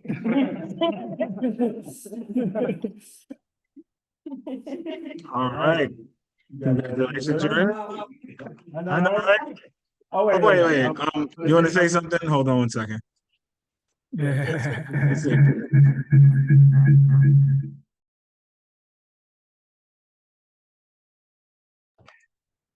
I said, do you want me to give a speech, victory speech, like Zohran Mamdani? Thank you so much for your confidence in me, and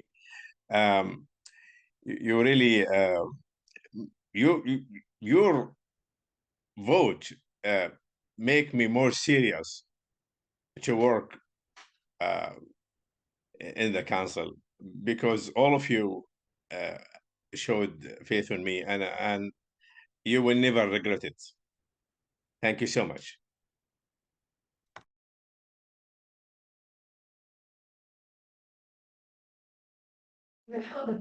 Look at that. Trying to make us tear up. It's late. It's late, Jordan. We're trying to go home. All right. So our next candidate, Eric Gretsch, Recording Secretary. All right, now we are voting on Eric. First Vice President Lauren Clavin, what do you say for Eric? Yes. Second Vice President Jennifer Sobers. Yes.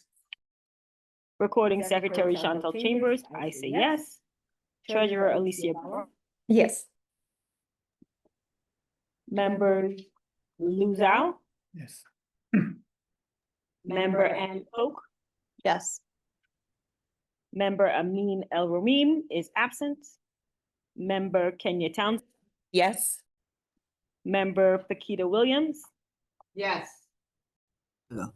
Yes. Oh, wait, I'm not. And President Quentin Mezzatin. Yes. Congratulations. Yes, congratulations, Eric. Thank you very much. Looking forward to We're joining gonna you. give you some volume so you could give us your speech. Ooh, and it can't be Jordan's, but thank you for having me. Looking forward to getting to work.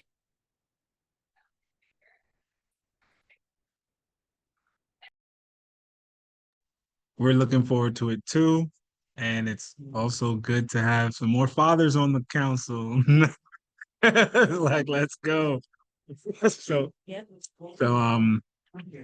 we're outnumbered, but it's still it's a great team.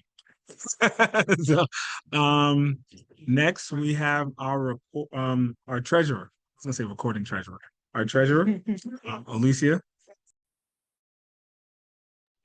I will share my screen for my report. I will expand this, as you probably cannot see that well, but I will try. Okay. Everybody can see it, or it's not big enough? See it, okay, okay.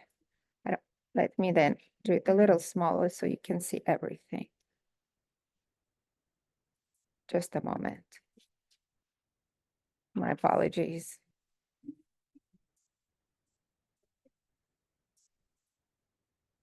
Okay.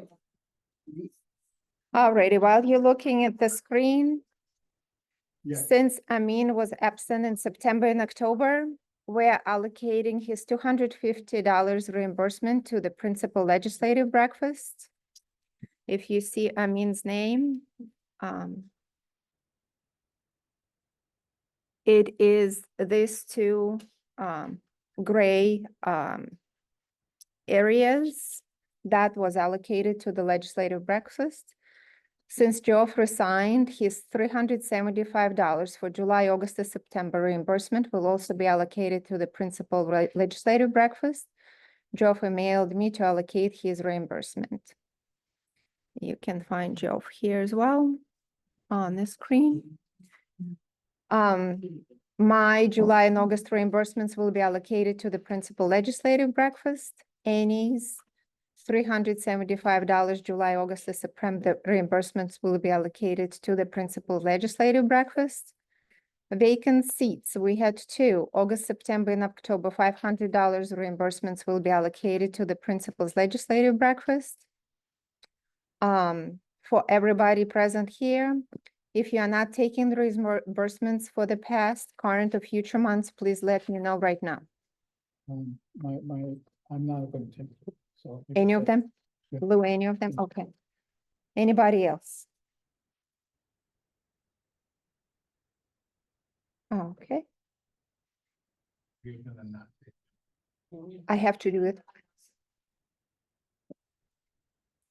Let me see the total. Since Lou is not taking any of his money, so from July to June, is that, how many months is that?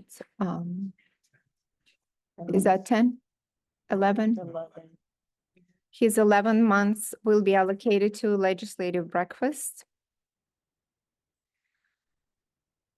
Copier adjustment, last term, there was an error in the copier payment. Only 11 months were paid instead of 12.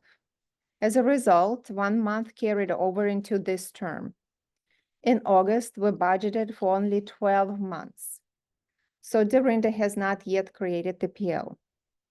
We moved $137, which is 1 monthly payment for the copier, from the principal legislative breakfast line to the copier line to cover 13 months of payment instead of 12. Now, this adjustment is reflected on the spreadsheet. You will see legislative breakfast is here, and the copier is right here. Bless you. So I would like to ask everybody to vote. I make a motion to approve this budget with all the changes I just discussed. Second. Thank you. And I also ask that giving just 5 minutes of time every month to update everybody on our financial statement. It is to be compliant with the chancellor's regulations where the treasurer must report to the council member our financial state monthly. Now, when I know in one of our chats, Quentin offered that I perhaps can do it over email. I would appreciate if I can do it in person in case we have to vote. We can vote. I'm making a motion for you guys approve my request for a 5-minute update every month from the treasurer. Good question. Can it be 5 minutes or less if there's like not really a lot to talk about? Of course, a minute. So I second it. I second it. Thank you. Question with the treasurer, this should come out of treasury report. What money will just be going out because no money is coming in, right? We're starting with money and then we spend it. So we're starting with $25,000. Nothing else coming. No, yes, nothing else will be coming. Mhm. Correct. I will stop sharing. Thank you. All right, thank you, Olucia. Appreciate that. All right, and it's been a long night and we got out early today. It was half a day. But before we end, is there any other business that anybody wants to address that we didn't cover? I want to ask a question. I was reading somewhere, I can't even remember. Unmute. Unmute your phone.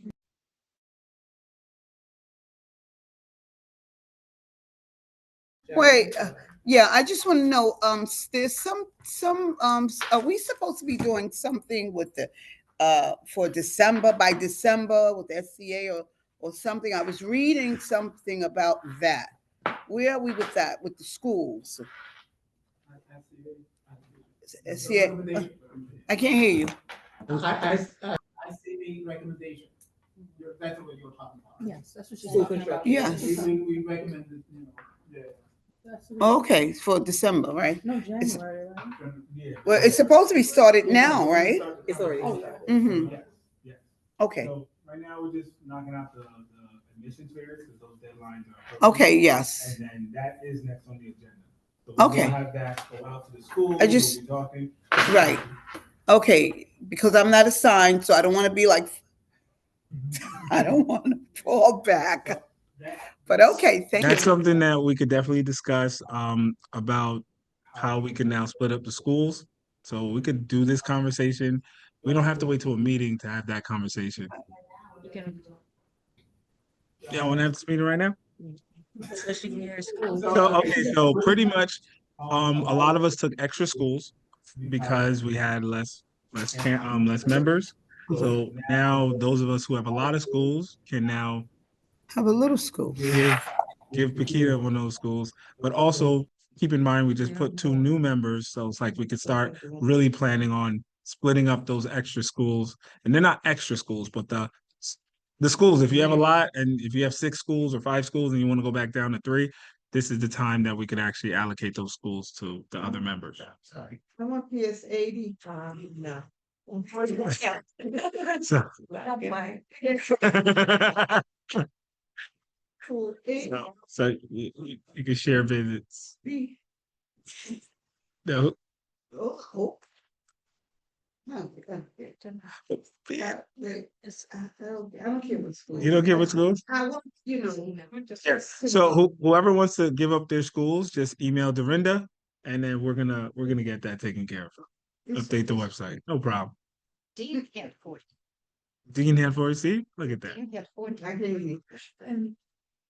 And I mean, see, look at that. It's yours. No, I mean, and Dean had a school that you just mentioned, and then I hear so. Right? So 40. He is 40. 40.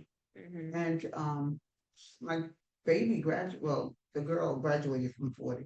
She ain't no baby no more. I know 40. I know 40 No. well.